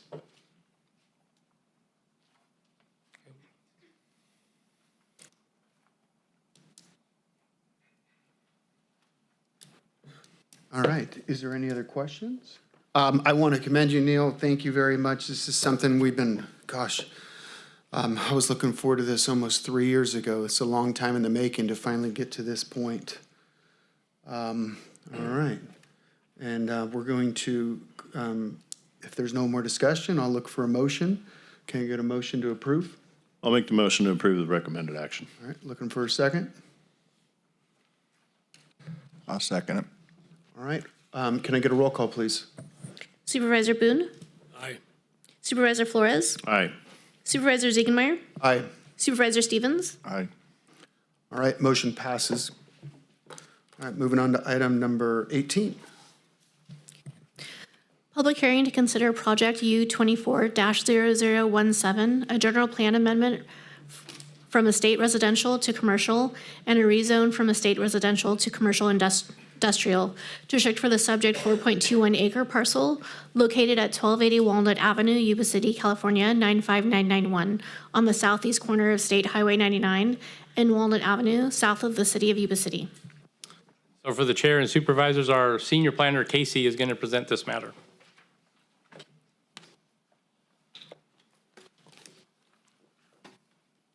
Yes, thank you. So Casey Murray, Senior Planner. This project is a general plan amendment from estate residential to commercial and a rezone from estate residential to commercial industrial for the subject 4.21 acre parcel. The Planning Commission considered this project and staff's recommendation for approval at its April 15, 2026 meeting and recommended approval by a 3-1 vote. So as stated before, the project is located at the southeast corner of Highway 99 and Walnut Avenue. The surrounding area is largely rural and is generally bound by residents and light industrial to the north, Highway 99 to the west with agricultural orchards beyond, Berry Elementary School to the south, and a residence to the east. So the existing aerial photo shows the existing building on the north side of the property. Existing general plan is a state residential, as well as the existing zoning is a state residential. So the applicant did provide a conceptual site plan. No development or use is proposed at this time. The applicant has provided the site plan and landscaping plan, and all improvements shown are conceptual and will need to be approved as part of a future design review application. The design review is a requirement in the commercial industrial zone districts and enables the county to consider site design, architecture, parking, circulation, lighting, landscaping, and other design-related issues. Any new commercial or industrial use will require design review approval, which will ensure compliance with the development standards. The north portion of the site is developed with the 6,300 square foot metal shop building and an attached 3,700 square foot lean-to. The building will remain and is proposed to be updated by repairing damaged and unsightly areas. So 5 parking spaces are shown on the north side of the building. The lean-to portion of the building may be utilized for 10 covered spaces. Any future commercial or industrial use will require paved parking and circulation areas as required by the zoning code. And as indicated by the Environmental Health Division, the existing septic system located on the west side of the shop building does not meet current standards and will need to be destroyed as part of under a permit. And so at the time a septic system is needed, soil testing will be required, and an authorized professional will be required to design any septic system proposed for commercial use. An existing water well is located on the eastern boundary of the property. The site is currently surface drains westerly. A potential surface, a future retention area is located at the south end of the property as depicted on the site plan to mitigate increased stormwater runoff. An existing 6-foot tall chain link fence with privacy slats is located along the southern boundary of the property and along the eastern boundary. So this same fencing is proposed to be located on all sides of the property. And a 45-foot wide driveway and gate are proposed. The landscaping plan, which consists of mature trees, mature oleander and hedge, are located around the perimeter of the site. And new landscaping will include oleander, photinia, and oak trees. And then Article 19 of the zoning code contains agricultural buffering standards. A 300-foot agricultural buffer is required to be maintained on the west half of the site as depicted on the site plan. The buffer setback shall be measured from the property line of the adjacent agricultural property to any new non-agricultural use or structure. The buffer will not apply to the existing building previously permitted on the site or to accessory uses and structures. The proposed commercial designation provides for a mix of neighborhood, community, highway, and retail, office, service, and related uses. This designation is applied primarily within existing rural communities and to new growth areas.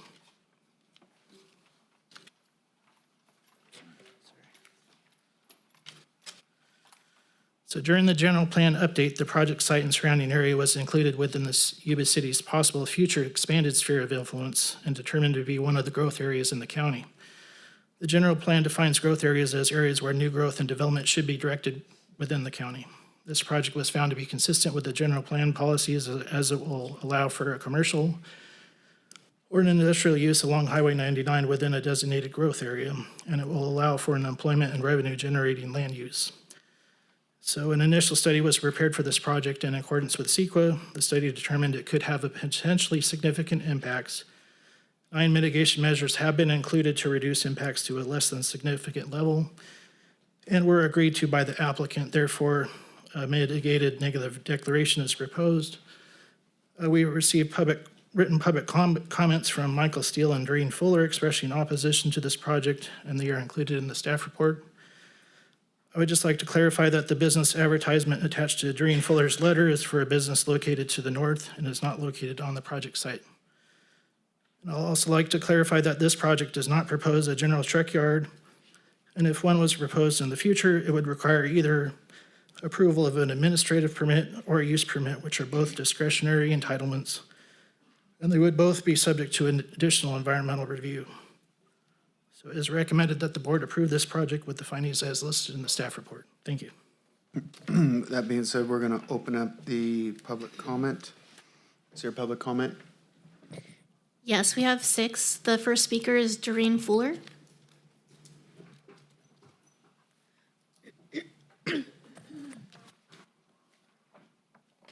Thank you. 15 years ago, 2011, this property was designated estate residential. So anybody that bought around that area assumed that this was going to be estate residential. In the intervening years, the owners have attempted to change the zoning for this parcel. It operated illegally for a number of years as a truck yard. And through pressure from neighbors, we were able to, with the district attorney's help, get the land to be in compliance with its zoning. The property owners requested zoning change in 2021, and that was denied. So what has changed since 2021? It's the same owners that were in non-compliance until forced to comply. It's the same desire to eventually have trucking in that location. What has changed? The school is still there. It hasn't moved. Contaminants, if it is zoned industrial, the potential for contaminants affecting the school children exists. This property should never be zoned industrial. because of its location next to the school. Commercial, that's different. You know, I don't personally have an objection to that, but commercial industrial is just not advisable. The road is very narrow, so access and egress from that would be interesting. And the comment that the general plan will look at a zoning change for that area, well, then we'll address that at the time when the general plan is revised. Stick with the general plan as it stands now. I believe the Board of Supervisors was correct in 2021 when they denied a zoning change, and I think that you should also deny that change. Thank you.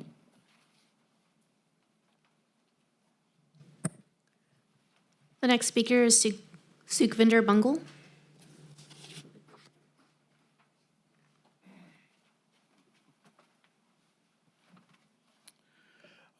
My name is Sukhvinder Bungal again from Oswald area. Not to reiterate everything Doreen said, but yes, this was a truck yard, and I kind of confused a little bit. There's a plan for something, some upgrade, but there's no use associated with it. I have talked to the property owner, and he said he wants to put a parts store there, and I told him that I don't have an objection to a parts store, and that can be operated with a commercial zoning. And so why is there industrial being asked for unless it's going to be used for something else? So that's my main concern. The school's still there. I see a retention pond right next to the playing field for the kids at Barry. I have 2 grandkids that go to Barry. So it's very personal for me. And like I said, if it's a parts store, I don't have an objection to it. If this project came with a zoning change for commercial with a parts store, I have no objection to it, you know, but having an open-ended zoning change without any kind of a business associated with it, I don't know if that's common or not, but it seems kind of odd to me. But I see a lot of plans there for building, for all the other stuff for it. What is it for? You know, I don't understand. If the development department says there's no use associated with this plan, then what is the plan for? So if the property owner wants to put a parts store there and comes with a zoning change to commercial, I'm all for it. But I'm not for the industrial in that location right there, because there's Berry School right next to it. There's kids playing right next to that retention pond over there. You know, so like I said, I have no objection to a parts store, but if it's going to eventually become a truck yard, which industrial will allow it to be, is a truck yard with a use permit, and we'll be here again doing the same thing. And some of you guys were here the last time this was a truck yard was removed, and you know how contentious it was in here. So it's going to be the same thing again. So that's all the comments. Thank you very much. Next speaker is Manjeet Bungal.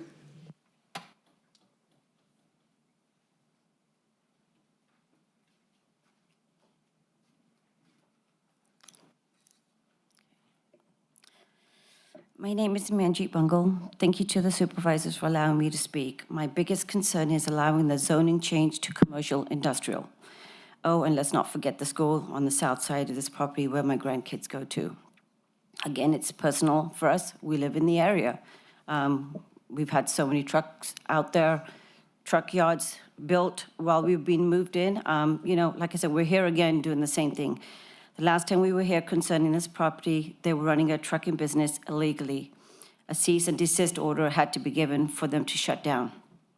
Giving the new owners this change will open up a lot of doors for the owners. One being with industrial is that they can open a truck yard down the road, and allowing, with the discretion of the development department, which we were told at the planning department, they can give them a use permit. You as a board will not get a say. Why are we even considering a zoning of commercial industrial? The owners have made it known that they want to open a parts store. If that's the case, the owner himself just showed me a 5-year lease agreement. I don't know if it's just a lease agreement or they've come to some agreement. Why are we changing it to commercial industrial? Commercial is fine. If they want to open a pot store, I'm okay with that. But I know down the road, what's going to happen is there will be a truck yard. I can guarantee you there will be a truck yard out there, and you guys will have no say in the matter. I know that I may be wrong, but I'm looking at the next 10-year general plan that may come into effect in 2030, and that's 4 years away from that. And most of these lots will be possibly commercial. Let's change it to commercial now and save us more headache, because I know what will happen. I'm a taxpayer, and I have every right to fight for my area. Some of these people in this room have actually told me that they pay more tax money than I do, so they have the right to do what they can. I'm sorry, I'm fighting for my property. I'm fighting for my children. Thank you. Next speaker is Amen Singh.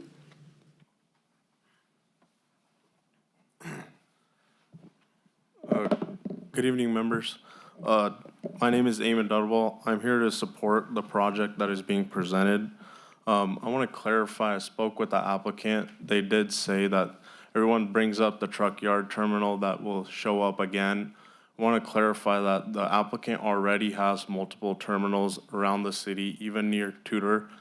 So I wouldn't see the need to have another trucking terminal, especially if it was already denied in the past. So I don't see that in the foreseen future coming back again. And like I spoke with them, they want to bring a parts store. And in general, that just brings in more jobs and economy growth for our community. And I believe that will bring positive benefits for everyone. And especially with the property being situated right on Highway 99, that makes it a very good access spot, especially for regular day use and commercial use.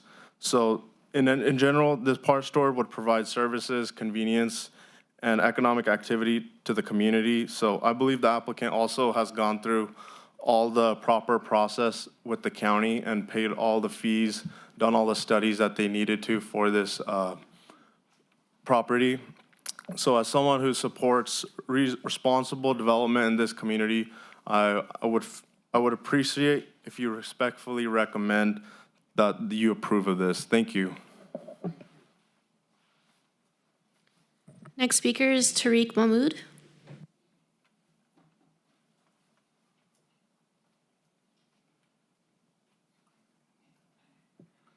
Hello, everyone. My name is Tariq Mahmood, and I will highly recommend to change the zoning because they're gonna bring the truck parts, and as the other gentleman said, they already have other properties where they can park their semi trucks. So I don't see any semi trucks will be parked. So I will recommend, so it will bring more jobs and more tax. Thank you. Last speaker is Harpreet Tiara.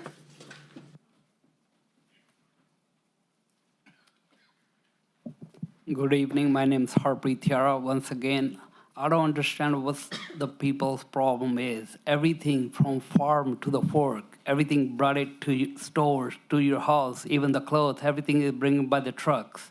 And they don't want to, if they don't like the trucks, why they just wear everything, even the clothes? It's all hauled by the trucks, even the food, everything.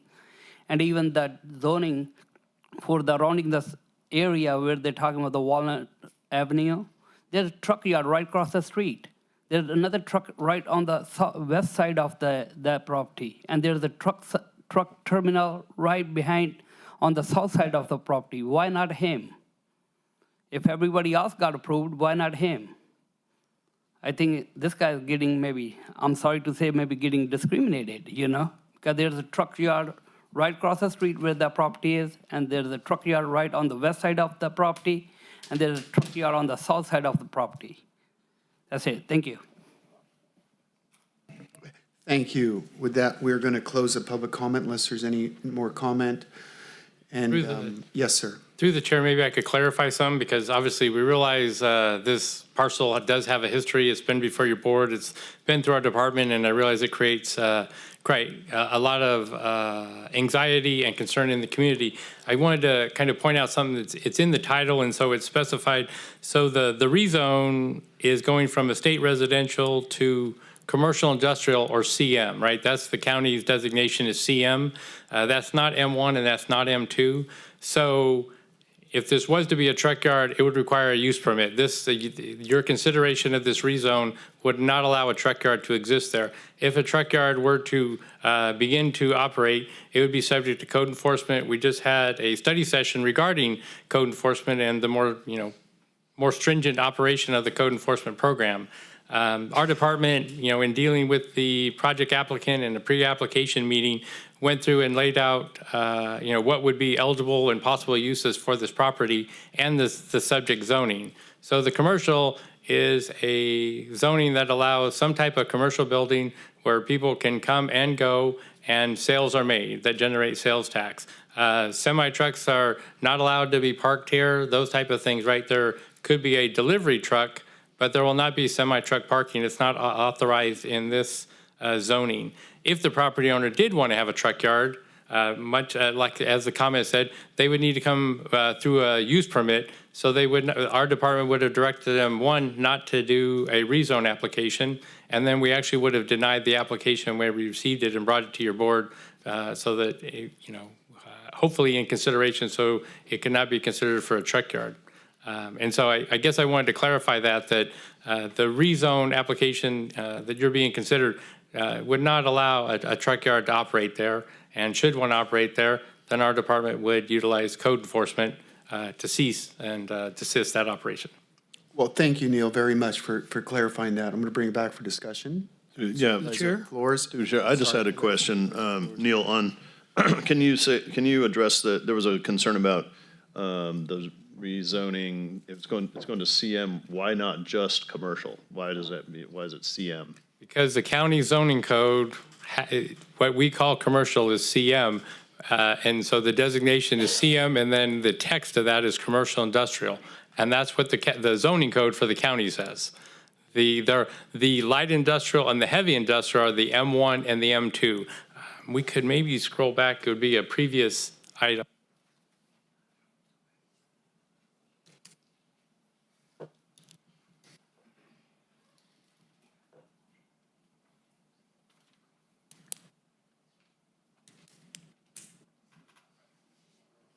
So this would be a table that clarifies the designations in the county. So of those columns, GC, general commercial, CM, commercial industrial, EC, employment corridor, M1 and M2, right? And then this table provides what are allowed and permitted uses. But this clearly tries to delineate the difference between the CM designation and the M1 and M2. There are, obviously paragraphs and text within the zoning code that explain what are the allowed uses under each of those categories. But this tries to differentiate them so you can see that they're much different. And then they all have different development standards within the zoning code, whether it's parking, restrooms. I mean, there's a whole range of things. Casey mentioned, that this property, if they wanted to put up another building for some reason, subject to design review. So they have to provide building plans, the exterior elevations, and those are all reviewed by the department as a separate action, right? That would come and be considered by the department. But the consideration here is for the CM. Thank you. Thank you. Supervisor Boone. Yeah. While you're there, Neil, just hang on a minute. First thing I see is a retention pond. Why do we need a retention pond? Explain to me, if it's just going to be a parts house, right? Why do we need a retention pond right up next to the school? Because the county has insufficient drainage infrastructure, so we require development to retain the drainage on site. This is one of the other reasons why we were seeking the text amendments on a previous agenda item is because in allowing truck yards to exist anywhere in the county is a problem because we don't have the drainage infrastructure. So the county requires every development to have on-site stormwater detention. And so there has to be a site plan with a drainage study done to collect the drainage water and collect it there. And sometimes it's a detention pond to where it collects it and then it meters it out slowly. Sometimes it's a retention pond at which it just sits there and soaks into the ground. Okay, my next question. With Berry School sitting next door to it, is Berry School on city water or are they on well water? They're now on city water. Okay, so I was just wondering, because I Yes. don't want It's a a retention pond that might have some contamination and then it gets inside the well water. I was just kind of concerned about that. Yes, it's a recent So development. so basically, if we wanted to open up a parts house, we'd have to zone this industrial? Well, commercial CM. You can't, okay, to answer your question, for the last 20, 30 years before this, it was already an ag business. And then that business shut down, and then, so before that, but it Right. wasn't zoned, properly zoned. Okay. All right, well, I'm just trying to get some ideas on, I mean, I'm a little nervous about the fact that it's right next door to a school. And I want to see industrial, I want to see commercial along that edge. I don't have a problem with that. I just, I don't know does anybody know anything about Berry School? And are they full? Are they looking to expand? Is this going to hinder them from expansion? So this project was circulated to the school district and no comments were received based on the information that we provided based on what we're recommending to your board. Okay, all right, well, thank you. You're the chair. Yes, sir. If I could ask Neil, is it common to rezone a property when there's no use described in it, or do most people come to it with an idea or what the property is going to be used for when rezoning?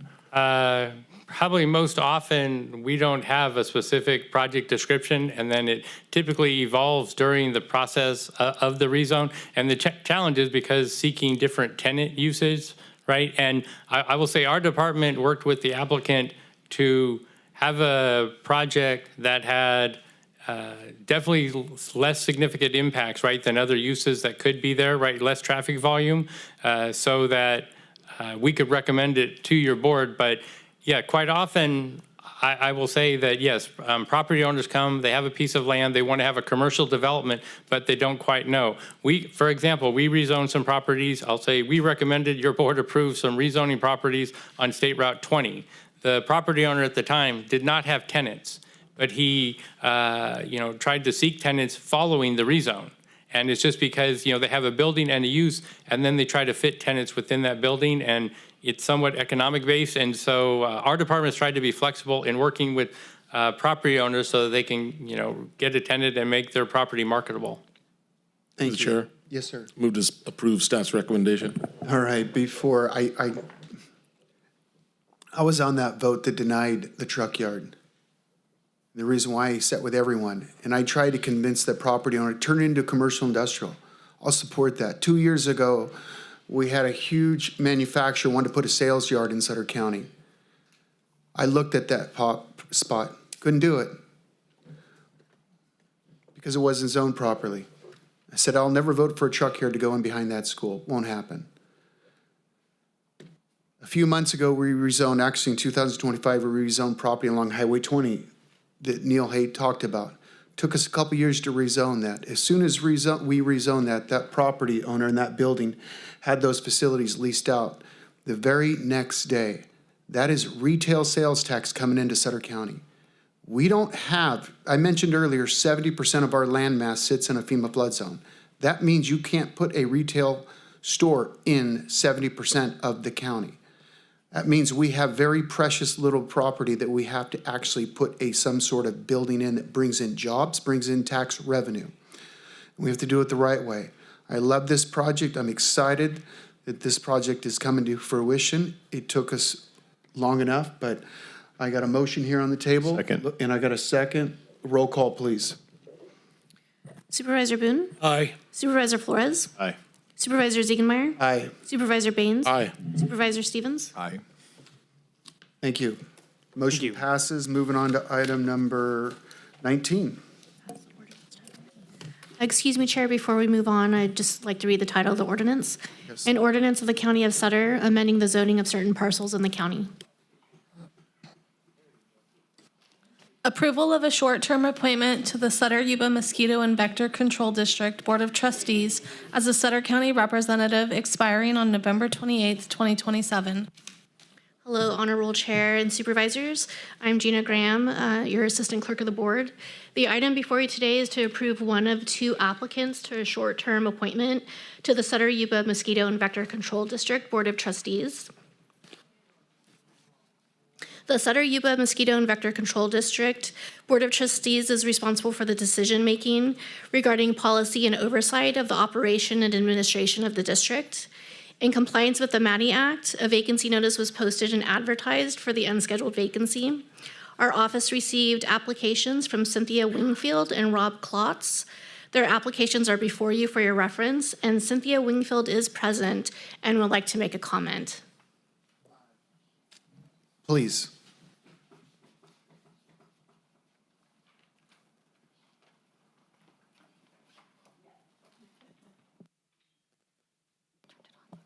Sorry, I've never done this before. I'm a little nervous. I'm Cindy Wingfield, and I would like to be considered on the Mosquito Abatement Board. I'm a lifelong resident of this area and lived and worked in mosquito country my entire life. I live near Gray Lodge Wildlife Refuge, surrounded by orchards, rice fields. I love where I live. I'm not leaving California. This is my home, the home of my children, and the home of my grandchildren as well. I enjoy the outdoors, yard work, gardening, working in the orchards. With that said, we're very fortunate to have an excellent mosquito abatement district serving our counties.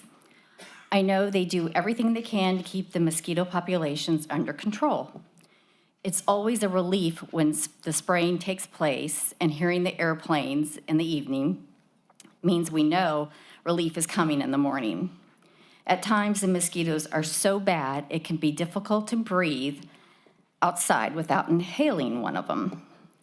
Another concern we face today is the growing threat of diseases carried by mosquitoes. When I was younger, these diseases seemed like problems only found in foreign countries, but now they're here in our own communities. I previously served on a Live Oak School Board and was involved in the rebuilding of the new high school. Through that experience, I learned firsthand about the difficulties decisions public agencies must make and how important tax funding is in supporting the services of our community. I currently serve on the Live Oak Cemetery Board. Our cemetery has been recognized as one of the prettiest in the area, and I'm proud that it remains financially sound. I understand that the decisions made by local boards have direct impact on the quality of life in our communities. I want to serve as a representative of our community to help ensure that Yuba Sutter Mosquito and Vector Control District remains strong, sustainable, and able to continue protecting our residents. Their work is essential in keeping our communities healthy, pleasant, and thriving places to live. Thanks. Through the chair. Yes, sir. I'd like to nominate Cindy Wingfield for this position. Second. All right. Well, you know what? It's your district, Supervisor Boone, and I'm going to follow suit here. I think both, I appreciate your service. I appreciate Rob Klotz's service. It's tough when you have two amazing people, so like I said, I'm going to follow suit since it's your district. Well, I've known Cindy for a long time. We went to school together, and our families, our parents, our grandparents, we're lifelong residents. And when you have somebody like this that comes in, you know that you're dealing with somebody that's going to protect our community and our county. And with that being said, I definitely would love to nominate Cindy to be that. I'll yield my nomination and offer it up to Jeff. Would you second then? Yeah, I'll second. Okay, so can we get a roll call, please? Supervisor Boone? Sorry, sorry, Supervisor Baines. He did a third. Supervisor Flores? Aye, yes. Supervisor Ziegemeier? Aye. Supervisor Baines? Aye. Supervisor Stevens? Will you promise to take care of the mosquitoes down in South County? Aye. I'll try. Aye. Motion Passes. Thank you. I Moving know on to Cindy as well, so. item number 20. Thank you, guys. Receive a presentation on Thank you, Sutter Cindy. County Library Congratulations. key initiatives, accomplishments, and community impact in 2025. How are we doing? Are we all right? Okay, I know it's been a long one, so I promise I will be as brief as possible. Good afternoon, Chair and members of the board. My name is Ayla Elkins, and I thank you for the opportunity to present the Sutter County Library's 2025 annual update. As I reach my one-year mark as Director of Library Services, I'm pleased to bring back the practice of providing an annual report. To my knowledge, the library had not presented a full update for many years, and I believe it's important for you and for the public to have a clear understanding of how the library is serving the community. So my goal today is to give you a clear, honest picture of what the library accomplished in 2025, who we served, and why our work matters to every district in Sutter County. I'll start with a brief overview of our 2025 statistics, but the heart of this presentation is really a refresher on all things Sutter County Library, who we serve, what we offer, and why it matters. So at its core, Sutter County Library exists to provide access to information, support lifelong learning, and strengthen community connection. We serve residents of every age, background, and district, and we do so with a commitment and responsiveness to community needs. We currently offer 3 dedicated library branches, our main branch located in Yuba City in District 2, the Barber branch located in Live Oak in District 1, and the Sutter branch located in Sutter in District 3. We also provide adult literacy services on site at Mahal Plaza in District 4, and we look forward to a possible future library branch in Sutter Point in District 5. 2025 was a very strong year for us. We welcomed over 104,000 in-person visits and had more than 38,000 active library card holders. Our community checked out over 280,000 items, supported by a collection of nearly 100,000 materials. These numbers show that the library remains one of the most heavily used public services in the county. Programming continues to be one of our most powerful tools for community connection. In 2025, we offered more than 2,000 programs with over 26,000 attendees. These included early literacy programs, teen activities, adult education classes, technology help, and cultural events. Every one of these programs represents staff time, planning, and dedication, and they are consistently well received by the community. One of the most efficient aspects of our system is resource sharing. In 2025, we loaned more than 52,000 items to other library systems and received nearly the same number in return. This means that if we don't have the item you're looking for in our collections, we'll request it from another library for you to use, and they'll ship it to us. So this allows Sutter County residents access to materials far beyond what our budget and space alone could provide. Many people see the items that are checked out at our circulation desk, but they don't see the additional 100,000 items that are passing through our back doors on the way to or coming from a partner library, and all the staff time and effort that it takes to make that happen. The library serves a wide range of residents across every supervisor's district, and I want to emphasize that this is truly a county-wide service. Children and families rely on us for early literacy programs that build the foundation for school readiness. Students come to us for internet access, study space, and research tools they may not have at home. Job seekers use our computers, online resources, and staff assistance to apply for work and build new skills. Seniors benefit from technology help and social connection, which are increasingly important in reducing isolation. New Americans attend our ESL and citizenship classes as they work toward becoming fully engaged members of the community, and rural residents depend on our outreach services and interlibrary loan to access materials that would otherwise be out of reach. Every one of these groups lives in your districts. Whether through physical branches, outreach programs, mobile services, or digital access, your constituents benefit directly from the library. This is not a centralized service. It is a countywide network that touches every corner of Sutter County and supports residents at every stage of life. Many people are surprised by the breadth of items and services we provide.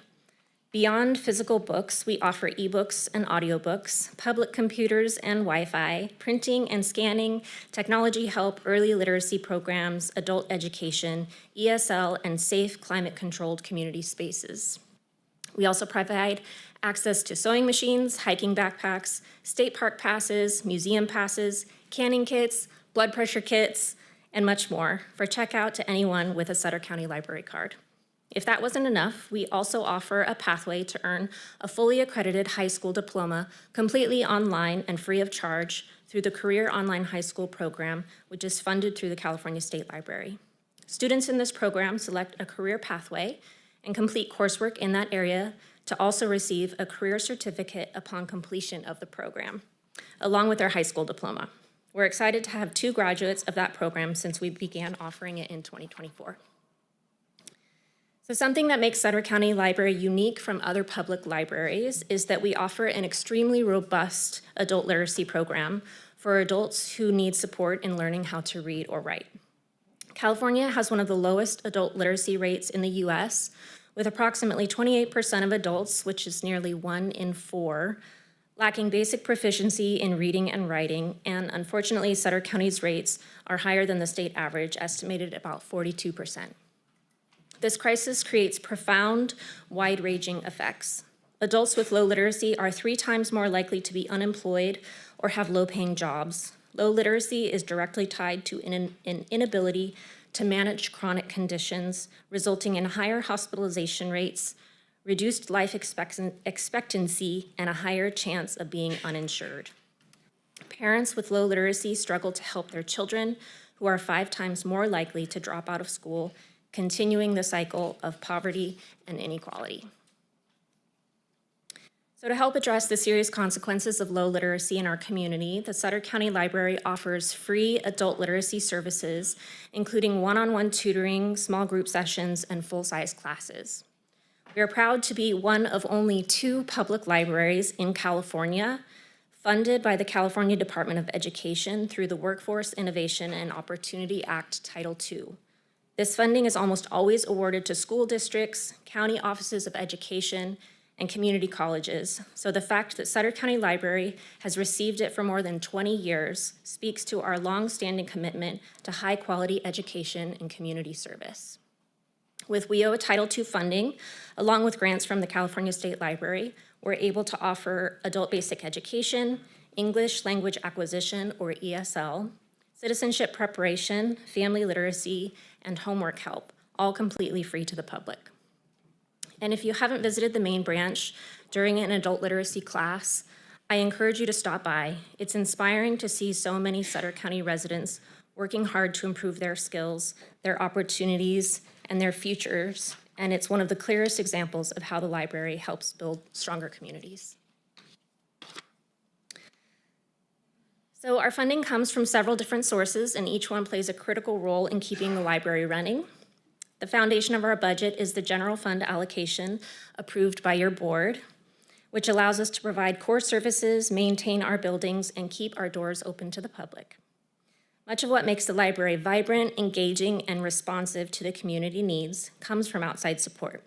We receive generous donations from the public and from the Friends of Sutter County Library, which is a nonprofit group dedicated to fundraising and advocacy. Their contributions help us offer programs, purchase materials, and create the kind of welcoming spaces our community has come to expect.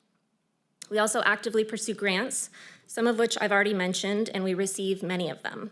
These grants support early literacy, digital inclusion, workforce development, adult education, technology upgrades, and a wide range of community programs. In fiscal year 24-25, Sutter County Library was awarded over $460,000 in grant funds. And I want to emphasize something important.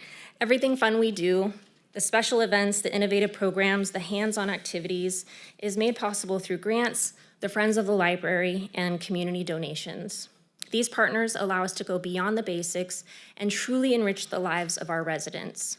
Together, these funding sources ensure that the library remains a strong, creative, and community-centered resource for everyone in the county. So now I'd really quickly like to shift to a broader question of why should members of the community care about the library, even if they don't personally use it themselves? The answer is that the library strengthens the entire county in ways that go far beyond individual visits. Sutter County Library reduces pressure on other county systems by quietly absorbing thousands of low-level, high-frequency needs that would otherwise fall on more expensive county departments. When residents come to the library, they aren't calling social services for basic tech help, or they're not going to the sheriff's office to print forms, or using emergency rooms as cooling centers or charging stations. The library is a digital equity provider. Even if someone has Wi-Fi at home, many of their neighbors, employees, and customers may not. The library provides hotspots, laptops, public computers, technology help, online learning, and job search support. A digitally connected community is more employable, more resilient, and more economically stable. Sutter County Library strengthens the local economy. People who never use the library still benefit from job seekers becoming employed, small businesses using library research to grow, residents gaining skills that increase earning potential, and families accessing early literacy resources that improve long-term educational outcomes. The library is emergency infrastructure. During wildfires, heat waves, power outages, and other crises, emergencies become cooling centers, information hubs, charging stations, and safe gathering spaces, and trusted sources of accurate information. The library is one of the few places where everyone is welcome. No fees, no appointments, no insurance, no payment required.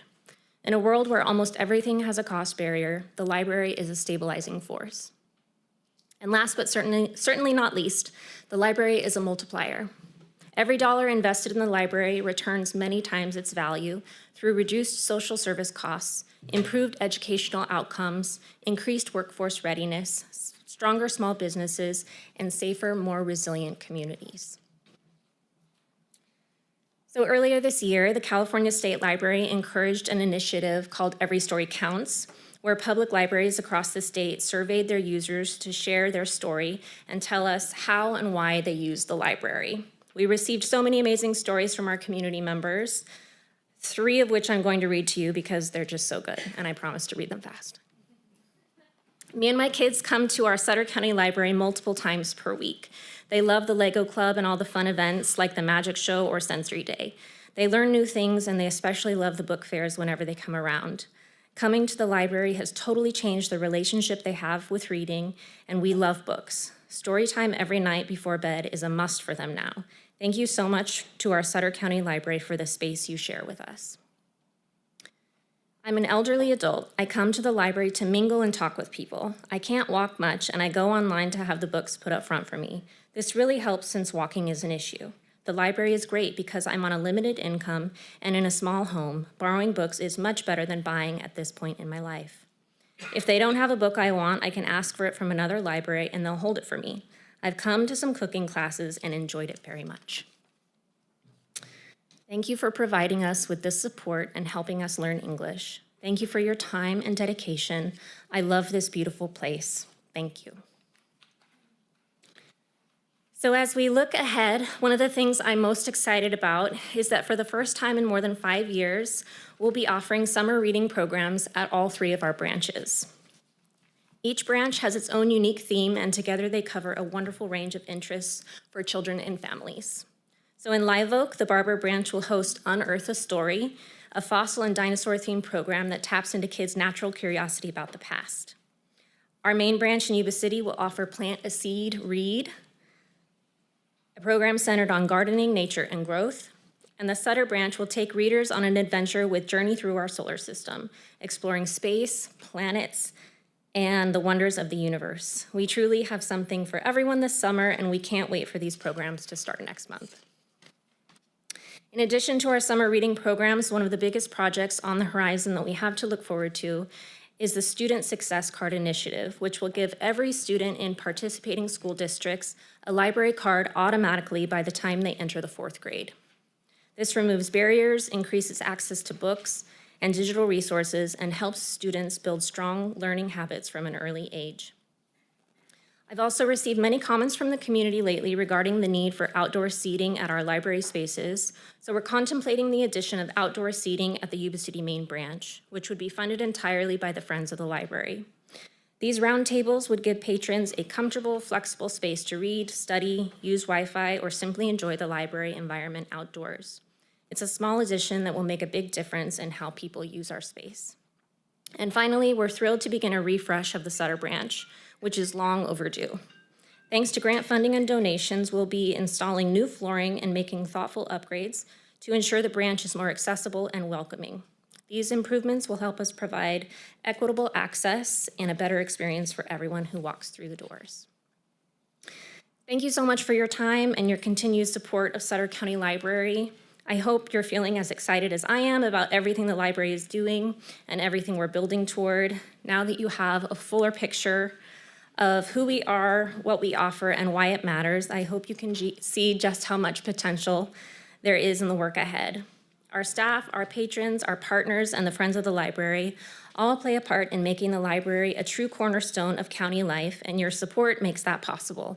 I'm really grateful for it, and I'm energized by what we can accomplish together.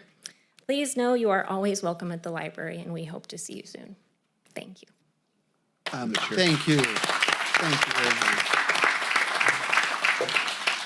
So, wow, you're my new superhero. I'm so impressed. I haven't been in a library to actually be in the library for like many years. I don't even have a library card. Don't remember the last time I had a library card, but I'm coming to the library to get a card. Good. I didn't see the library doing all the things that you just talked about. So thank you for a wonderful presentation. Thank you for what you do. It did very much concern me when I heard what the reading rate is 45%. Is that true that our area is 45% illiterate? Yeah, it's an estimated percent for our county and all of our surrounding counties, Colusa County and. Really, that's something that you have a lot of work to do on. Us and the schools, I feel right? I feel like you're the person to do it, though. So keep up the good work. Thank you. Thank you. Through the chair, I just want to echo Supervisor Stevens' sentiments. Great job on the presentation today. I really appreciated the way you presented and all the information. It was great to see it all in one place. Thank you. Yeah, thank you. Thank you. Ditto. Just want to thank you for all that you do and all the opportunities that you give the residents in our community. So thank you. Thank you. Thank you again. All right. Moving on to item number 21.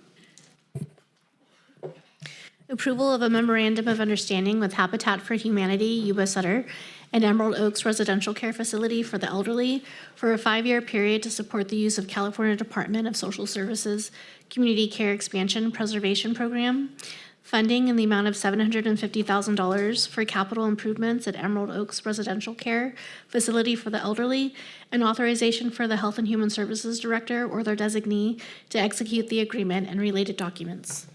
Thank you, Chairman, members of the board. Sarah Eberhardt-Rios, your Health and Human Services Director.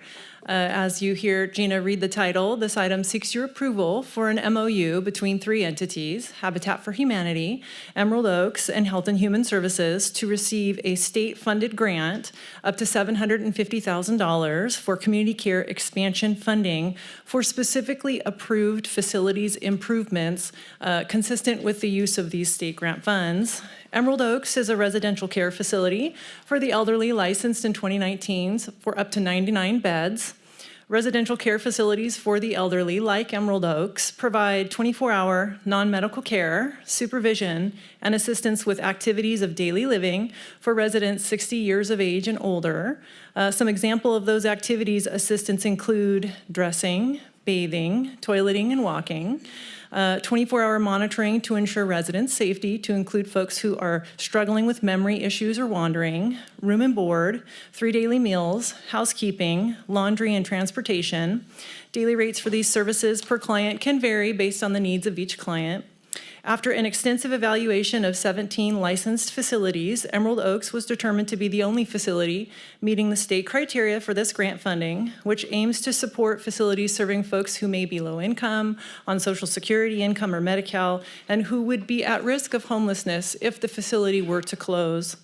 The intention of these grant funds is to complete critical repairs or upgrades that may otherwise result in a facility closure or loss of a license if these facility improvements are not completed.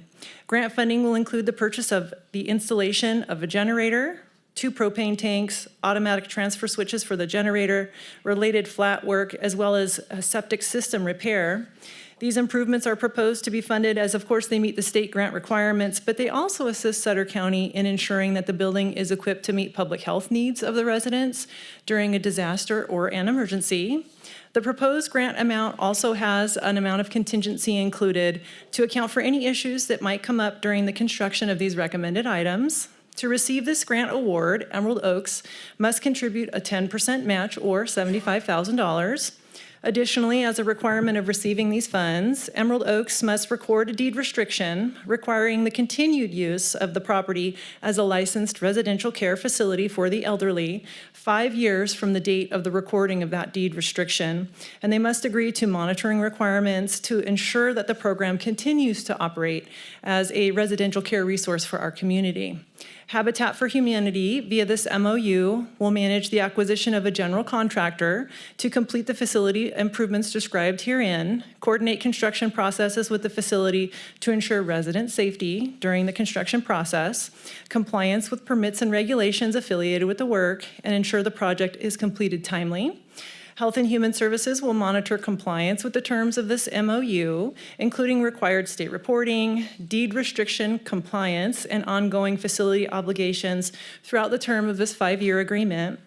This item has no impact on County General Fund and is fully funded through the Community Care Expansion Preservation Grant, Emerald Oaks match amount, and Health and Human Services in-kind match of staff costs. The proposed grant award of $750,000 is included in the approved fiscal year 25-26 budget. And with that, I'd be happy to answer any questions you may have. All right, we'll bring it back. We're going to open up for any public comment. Close public comment, bring it back to the board for discussion. Any? Move to approve. Second. Got a motion by Supervisor Bain, second by Supervisor Flores. Can I get a roll call, please? Supervisor Boone? Aye. Supervisor Flores? Aye. Supervisor Ziegenmeier? Aye. Supervisor Baines? Aye. Supervisor Stevens? Motion passes. Thank you, Sarah. Thank you very much. All right, we'll move on to item number 22. Presentation of the fiscal year 2026-27 County Department requested budget. So everybody's favorite subject, right? Budget, last presentation of the day. I feel the pressure. We can do this. I'll try and make it as painless as possible, but it is what it is. So here we go. I'm Laura Granados, your Assistant County Administrator. And with the cancellation of the budget study session, we wanted to bring the fiscal year 26-27 requested budget before your board and focus primarily on the general fund portion, which is where your board has the most discretion. This is an opportunity to walk through key assumptions, highlight major challenges, and receive your policy direction for the county administrator recommended budget. To date, departments have submitted their requests reflecting their operational needs and priorities. The county administrator's office has performed the review and analysis of the requests. Feedback from today and analysis from the earlier stages will be combined to develop the CAO recommended budget, which will be presented to your board on June 9th at a regularly scheduled meeting. So we're getting into the guts of it. The total available general fund revenues for 26-27 are estimated to be $85.9 million. Of that amount, $5.6 million are appropriations that departments have estimated will be unspent in 25-26.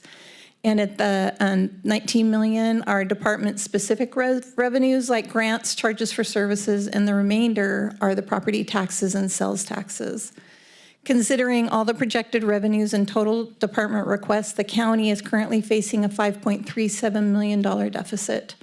Simply put, this is a structural deficit, meaning that revenues are not sufficient to support requested levels of service, making a deficit budget unavoidable. This is not a new condition for Sutter County. The county and departments have absorbed rejections and operated with constrained resources like this for the past decade. So one of the county's primary non-department revenue sources is property tax. For 26-27, property tax is projected to increase to $41.2 million, and it's an increase of about 5.78%.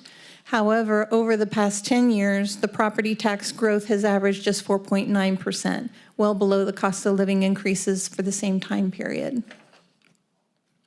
Another key non-department revenue source is sales tax, and this is generated in the county's unincorporated areas.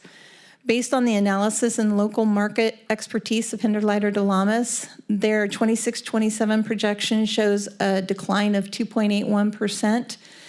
This follows modest average growth of 2.66 over the past decade, which was largely driven by the temporary pandemic spending in 22-23. These revenue sources are spent on board priorities, such as public safety costs. Can I put a pause on there for a second? Sorry about that, because I That's think all it's right. imperative that the public know, because we're in an election year, and there's a lot out there saying that if certain electors win, they're going to cut the property taxes. So can you explain a little to the public out there how we legally cannot come out and say, hey, we're going to cut property taxes, bring them down? Can you, because it's imperative that, you know, on that sign sheet there, we talked about taxes. Now, the sales tax, we all figured that that was going to come down because people aren't spending right now. Right. But when it comes to property taxes, I think it's imperative that the public know that absolutely we'd love to be able to drop our property taxes, but we legally cannot do that. To the chair, if Yes, I may address that one, Steve Smith, County Administrator. The way property tax is set is our assessor's office assesses all properties in the county, and there is a process if a property owner wants to protest that amount. In the past, I'd say 12 or 13 years, I don't think we've had a single property turned in an administrative hearing. I don't think we've lost a single one because we're very reasonable with the folks, and we have our former assessor here as well. And there's also a process is the Prop 8 when property taxes drop, values drop rapidly, like in the recession, that they are then reevaluated. You have to be very careful as the assessor because there's been numerous cases throughout the state, including LA County years ago, where the assessor dropped property values for reasons that weren't quite wholesome and ended up in jail for that. So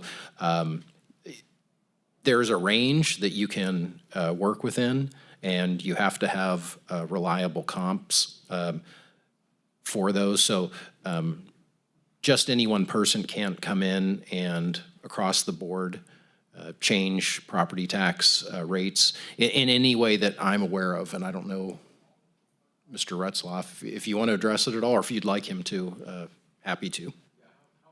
No, I'm just curious, you know, because I've heard, you know, I drop property taxes by 8%. Heck, I'd love to see that. I mean, I would love to have that. But like I said,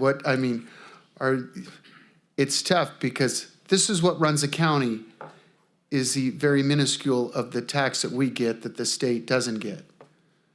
So as a county or any city that operates those on taxes, who sets that tax rate? And how much it has to go up every year? That is, yes, please. I think this is important stuff to hear, especially going into budgets and how much it affects our budget.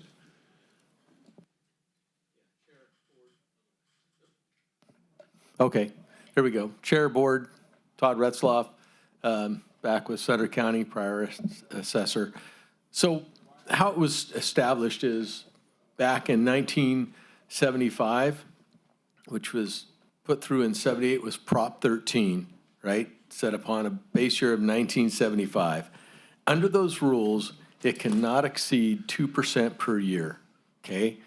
And that is a requirement by the state. Whatever the California Consumer Price Index, not to exceed 2% is what's allowed. We've actually had a year in the past that it was a negative amount. It was 2021, I believe, wasn't it? Right after COVID? Yeah, so we had a negative amount. We also had below a 2% amount that we raised, but it could not make the 2%. That was back in 2012, 13, somewhere in there. So the assessor has to follow those guidelines in setting the valuation. They determined back after Prop 13 started that we didn't have a method for a decline in value, right? So when the market changes and lowers, that there was no process for the assessors to handle that. So that's where Prop 8 came in, which allows the assessor to lower the values if the property has declined. There's also the appeal rights. If you feel your property is evaluated too high, there is the right to file an appeal. And that's heard by the board, not your board. We have an appeals board that they take your rights, you've assigned it to an appeals board that they can make that decision. So that's the simple portion of the No, code. and I appreciate ask- you getting the facts out there. Thank you. Yes, sir. Just have a quick question for you, Todd. I know going back to the Del Monte issue that they're talking about reappraising property and stuff that, you know, they're pushing out trees so the values are less. Is that going to, what kind of impact is that going to have for the county? Okay, so if you just look at those peach orchards, it depends on what each one of those farmers bought that property for. What is their base year value versus its index value over time? So if let's just simply, if they paid 40,000 an acre, we know that ag ground's not worth 40,000 an acre. It's going to be adjusted downward. First of all, the tree value, improvement value, is separate from the land value. So any orchard that got pushed out, whatever the improvement values of those trees will be reduced immediately, okay? So for the tax year. So we'll go ahead and take that off the roll. Sutter County's assessor will take that off the roll. Like I said, now it comes back to the land value, and that just depends on when they bought it. If they have a low, base value with indexing, they may not have an adjustment. If they have a higher one, they will likely have an adjustment. Thank you. I appreciate the information. Thank you. Thank you so much. I just think it's important that, facts are given. I hope that people reach out to the amazing department heads we have here, then, ask for those questions, because then, when non-facts get out there, it just doesn't help anything. Thank you. Yeah, it was a great question. I'm glad you asked. So anyway, just to get back to the presentation, I just want to reiterate that these revenue sources are spent on your board priorities, and one of those is public safety costs. A 14-year comparison of general fund costs show that public safety departments increase an average of 5.6% per year, while non-public safety departments remain relatively flat, only increasing an average of 0.4% during the same time period. Other areas Sutter County spends their tax dollars is on capital projects and assets. A 5-year planning approach is used to project capital projects and assets, known as the CIP, or the Capital Improvement Plan. Departments submit all of their projects they expect to begin within that 5-year window, and along with estimated costs. And when we build the current year budget, we give priority to projects that have already been on the CIP and possibly haven't been started because they've been asking for longer than this current year. This approach is especially important for a county like ours with limited resources, because it allows for us to plan for large one-time expenses years in advance. It helps to ensure we can maintain sustainable services, set aside reserves when possible, and pursue outside funding opportunities like grants, which often take years to secure. This is an overview of the 26-27 capital projects, and as you can see, I really want to highlight what an outstanding job the departments did this year. The general fund requests were $1.9 million. $16.3 million were secured with other funding. And I just think that is a tribute to how committed our departments are to use general fund dollars wisely. One of the bigger hits is the jail HVAC system that is being paid for by the Community Corrections Partnership. They agreed to pay $6 million of that, which is amazing. And then we also have the road-related projects that are funded through the road fund and managed by Development Services. Another major expense for the county is vehicle replacement. Departments submit replacement requests to General Services, which reviews vehicle condition and vehicle history. Those requests are then evaluated at the county administrator's office to ensure they are necessary and cost-effective. So just to provide some context, the total cost of maintaining the vehicles requested in this budget cycle in their most expensive year was $76,000. We also use a rating system that scores vehicles between 1 to 20, with any vehicle rated 15 or higher prioritized as in need of replacement. The average rating of the vehicles requested this year is 16.5, which indicates that most are overdue for replacement. Across all departments, the county's largest expense is its workforce. So managing personnel costs is critical to maintaining financial stability. All new position requests are reviewed before being included in the budget. Interesting to note, when we compared staffing levels and costs across neighboring counties, the wage cost per citizen for Sutter County is lower than all neighboring jurisdictions. Additionally, the statewide average is about 17 employees to 1,000 per 1,000 population. Sutter County's is 11 per 1,000 population. This highlights how Sutter County is significantly understaffed compared to counties across California. And despite that, in this budget, you will see that more positions are being reduced or left unfunded than being added, reflecting the county's current financial constraints. Departments have already taken steps to adjust to these constraints. Several departments have frozen positions for the upcoming fiscal year, representing real service needs that cannot currently be funded. In addition, 8 positions are proposed for elimination, with the majority coming from Health and Human Services due to expiring federal grants, reductions in state funding, and declining realignment revenue. At the same time, departments are working collaboratively to shift positions internally to maintain financial stability to keep good workers as best as we can. Where new positions are being requested, they are not supported by the general fund. Instead, they are funded through fees, grants, or other non-general fund sources. County Council has requested to unfreeze a deputy council position because of anticipated revenues from the Sutter Point development, along with internal staffing adjustments. They're expected to offset this cost, making it effectively cost neutral. The district attorney also is requesting to unfreeze a position with some internal adjustments to manage costs.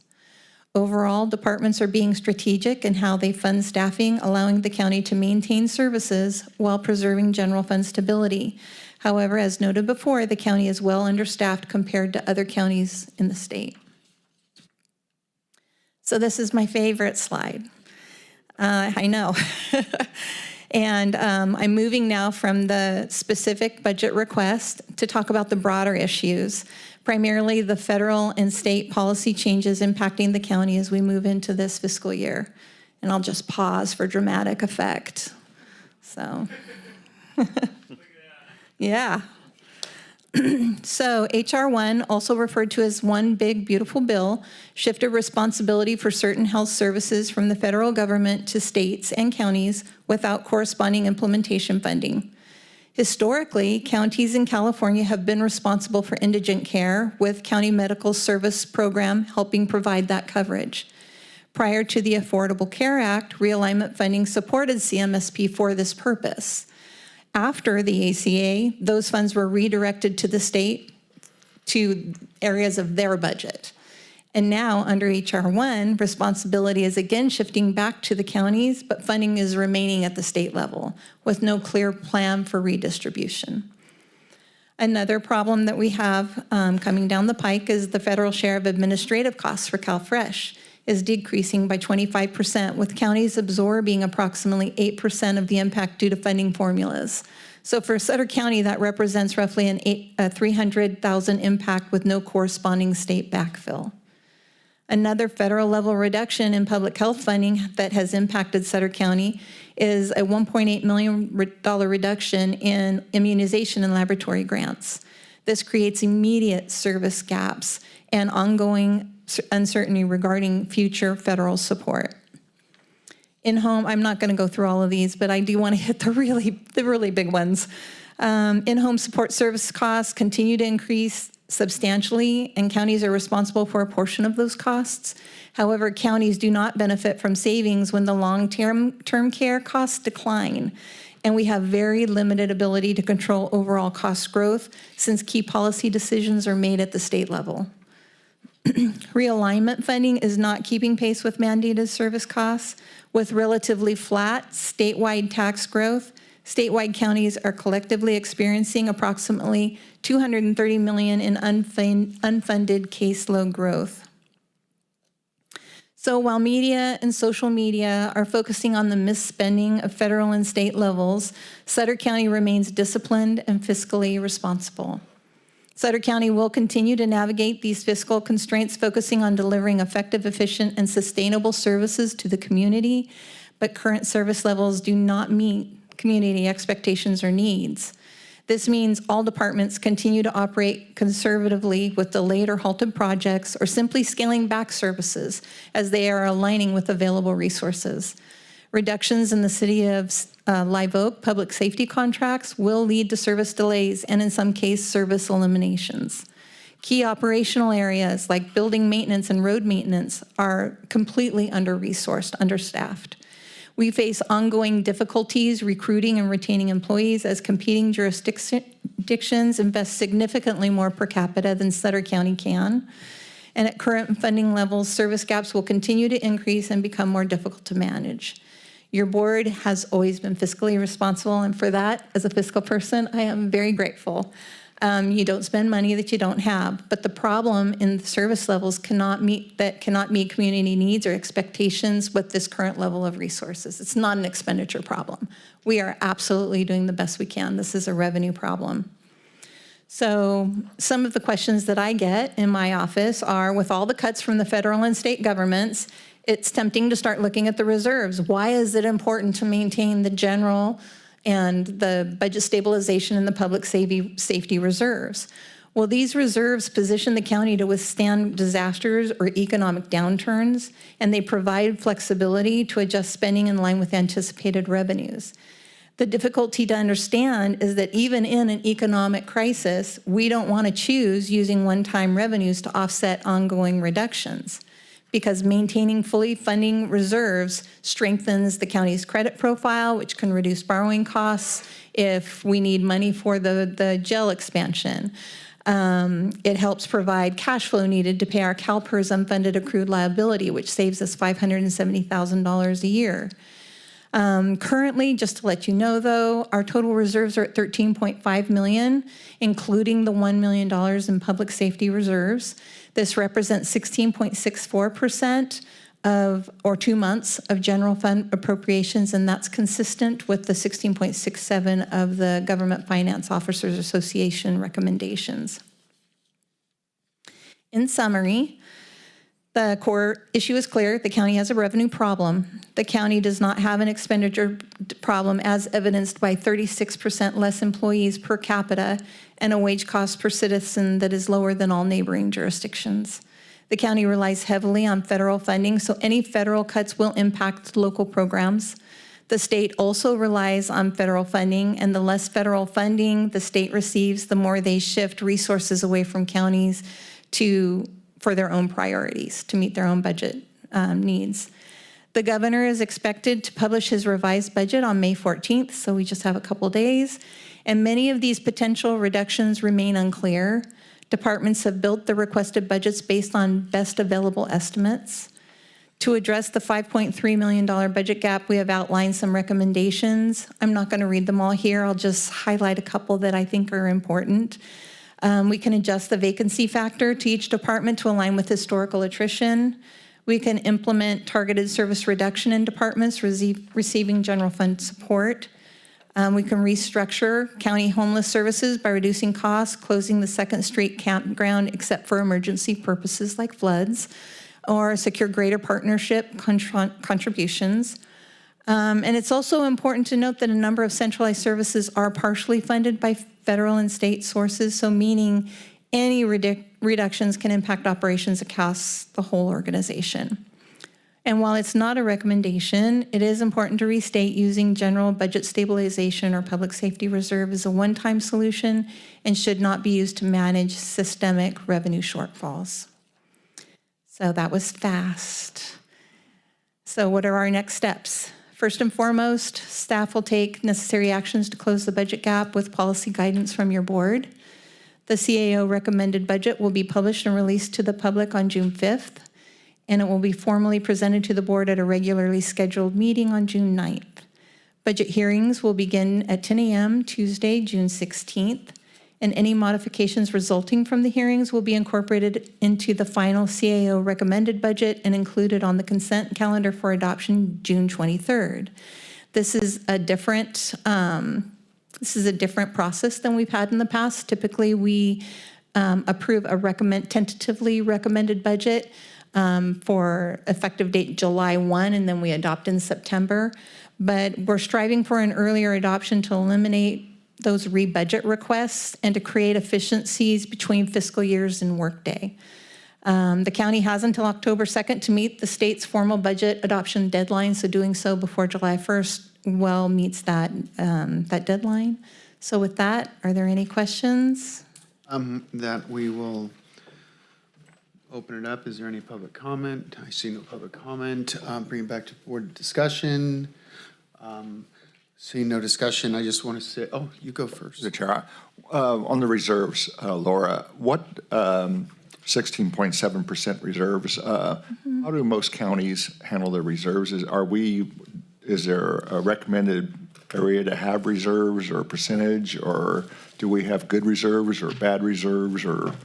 We have adequate reserves. So the Government Finance Officers Association recommends 16.67%, and that's not a magical number. That's 2 months of general fund appropriations.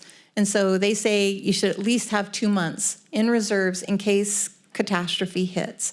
And we've met that. We're a little bit shy. We're at 16.64, and that's the total of the general reserves, budget stabilization, and the public safety reserve. And the total of all three of those is 16.64% of our general fund appropriation. So I feel like we are okay. We're adequate. We're average. Yeah, we don't have excessive reserves to dip into. We do not have excessive reserves at all. Yeah. Thank you. Yeah. Thank you. If there's no more, I just want to say great job. I believe the best department heads around. Great job, department heads. You guys always work really well with each other. Thank you to the supervisors and department heads. Like I said, everyone, these are the committee hearings. This is talked about throughout the year. So when we get to this point, we know what we're looking at. It's not just, wow, we have to figure this out. We've worked on this throughout. Thank you. Look forward to seeing everyone. With that, I don't believe there's a vote here. Nope, just a presentation. Thank you very much. Yeah, thank you so much. I appreciate it. We are going to move on to, all right, Steve, you're up. Thank you. Just one announcement. This is a Peace Officer Memorial Week, and tomorrow at 10 a.m. at Yuba City Police Station,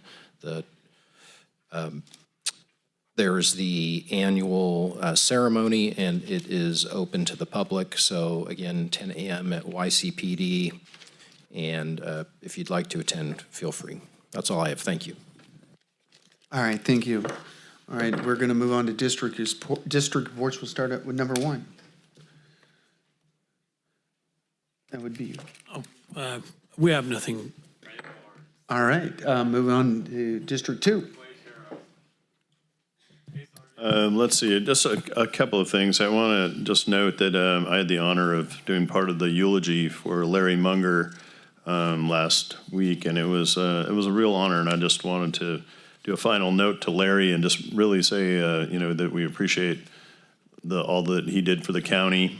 And like I mentioned in the eulogy, Larry is a real deal, and he'll be missed by the county, but never forgotten. And I know you guys mentioned him while I was gone. We also look forward to commemorating him in a new garden that we'll be dedicating to county supervisors coming up in the future that Supervisor Stevens has actually already tackled or started working on, so that's great. And then I just also wanted to ask that we get a plaque for Stefan Chapdelaine, who has made some major running accomplishments. He's a resident of Sutter County, actually a resident of Live Oak, and we'd just like to offer him a plaque. I have a whole list I'm not going to read, but just incredible accomplishments that he's done for actually running. So we can go over this when we give him the plaque, but I'd like to recommend the plaque. Thank you. All right, thank you, Supervisor Stevens. Yeah, the only thing I really want to bring up, it was very encouraging me. I had a meeting with our insurance, JPAs, Joint Powers. We work with other counties to self-insure. And since I've been on the board, I've been concerned about our losses and lawsuits and everything. But after hearing and Steve, would you help me with the name of the company? It's Trendell. Trendell, okay. After speaking with them, Sutter County had a very glowing report of what our losses are compared to other counties, and I was just very encouraged, and I wanted to bring that up, that we're doing a good job in the departments of not having losses. Our workers' comp rate is down lower than most counties that are in the program, so I was just very encouraged, and I very much appreciated them coming out and giving that presentation to myself. Thank you. Thank you. Moving on to Supervisor Baines. Yeah, sorry that sound like the broken record here, but I want to make sure that we recognize our Ag Commissioner, Lisa Herbert, at the next meeting, that make sure that she has time to be here so we can recognize her, because like it was mentioned earlier by the CCPA Chairman Renji Davitt, the letter that was requested by the California County Peach Association from the county was instrumental in getting the funds that are going to be allotted to those growers. So again, just make sure that we give her the recognition that she deserves. And I'd like to recognize the students that took part in the reenactment at the courthouse today. We had to leave to come to the meeting here at 2:00, but they were a little late, but it was amazing what they did, and I wish I could have stayed through the whole thing, but really like to recognize each of the participants and recognize Fritz. I feel bad how it kind of went down, because he's put this whole thing together, and he was one of us with the county. So if we could bring him back to just recognize him for all that he does, I think I'd really appreciate that. So whatever's appropriate. And we had a moment of silence when this meeting first started for a past supervisor, Joe Benatar, that I just request that we do something special for him, whether it's a plaque in that garden that you guys are talking about, or a brick at the museum. That I think that's the least that we could do for him and his family, to make sure that there was remembered. And also, I'd like to close today's meeting in memory of John Perkins, and hope to send a letter of sympathy and condolences out to Kevin and Aaron. And that's all that I have right now. Thank you, Supervisor. All right. First of all, I want to close in memory of Elsie Marie Stoss of Yuba County, who passed away. Her and her family's farmed, gosh, I can't imagine how many generations, 4 or 5 generations in Yuba County, buying a lot of equipment here in Sutter County. Great lady. Want to do a plaque out look for our track teams and baseball teams. Sutter High School varsity boys track won the league championship. Sutter's playing, and I believe in the quarterfinals or semifinals today against Woodland. So the best of 3, they made it through the first 2 rounds. And I don't know what other schools are out there playing right now. I believe Yuba City's playing. Yuba City's in the playoffs. Sutter's in, I believe East Nick is in as well. So good luck to all those teams and track teams. We have the stand down dinner, May 30th. That all the money stays here locally for the veterans. Last thing is I have a birthday in my area. This gentleman is turning 100 years old, Clyde Kelly. So 100 years old. So personally, I know that I'm going to see if any of the supervisors want to chip in, but I want to get 100 lottery tickets for him because he loves lottery tickets. And he always walks down 3rd Street like almost every day in his walker. I always see him when I'm driving home for lunch or after work. And Clyde, he's a funny guy. But he turns 100 years old on May 31st, so I want to get a card, get staff to put a card together for him, that we'll all sign and do something nice for him. But other than that, happy birthday to Clyde, May 31st. And then I'm requesting a proclamation to be presented at the next meeting recognizing May 2026 as Building Safety Month. So building safety is a big, important part. But thank you for all that stayed. We have one other request. Yeah, if we get a resolution for the Punjabi American Heritage Society folks, they have their annual festival, I think on May 24th. And also there's a number of folks that are going to be coming into town for their entertainment. If we get something for those individuals as well. Just welcoming them to Sutter County. I'd definitely like to present something to them at their event. That's awesome. We try to be everywhere we can, and if we can't, we're really sorry. Like I said, there's 5 of us, and some of us has families, and we literally, our day started at what, 11:30. Or noon at the courthouse, and then He wakes up late. Well, that's not my work. This is my county schedule. Yeah, my county schedule. So, like I said, this job is all over the place, and that's what we love about it. We love to help. We love to be there. So, have a great week. Be safe. We'll get a motion real fast. So moved. Second. Second. All those in favor? Aye. Motion passes. Meeting adjourned. And I'm sorry, we have a closed session meeting. So anyone that is not supposed to be in it, and I have a Sutter Buttes 4-H meeting at 6:30. Conference of Labor Negotiators Linda Durer and Veronica Baumgartner, employee organizations POA and FIRE, pursuant to Government Code Section 54957.6.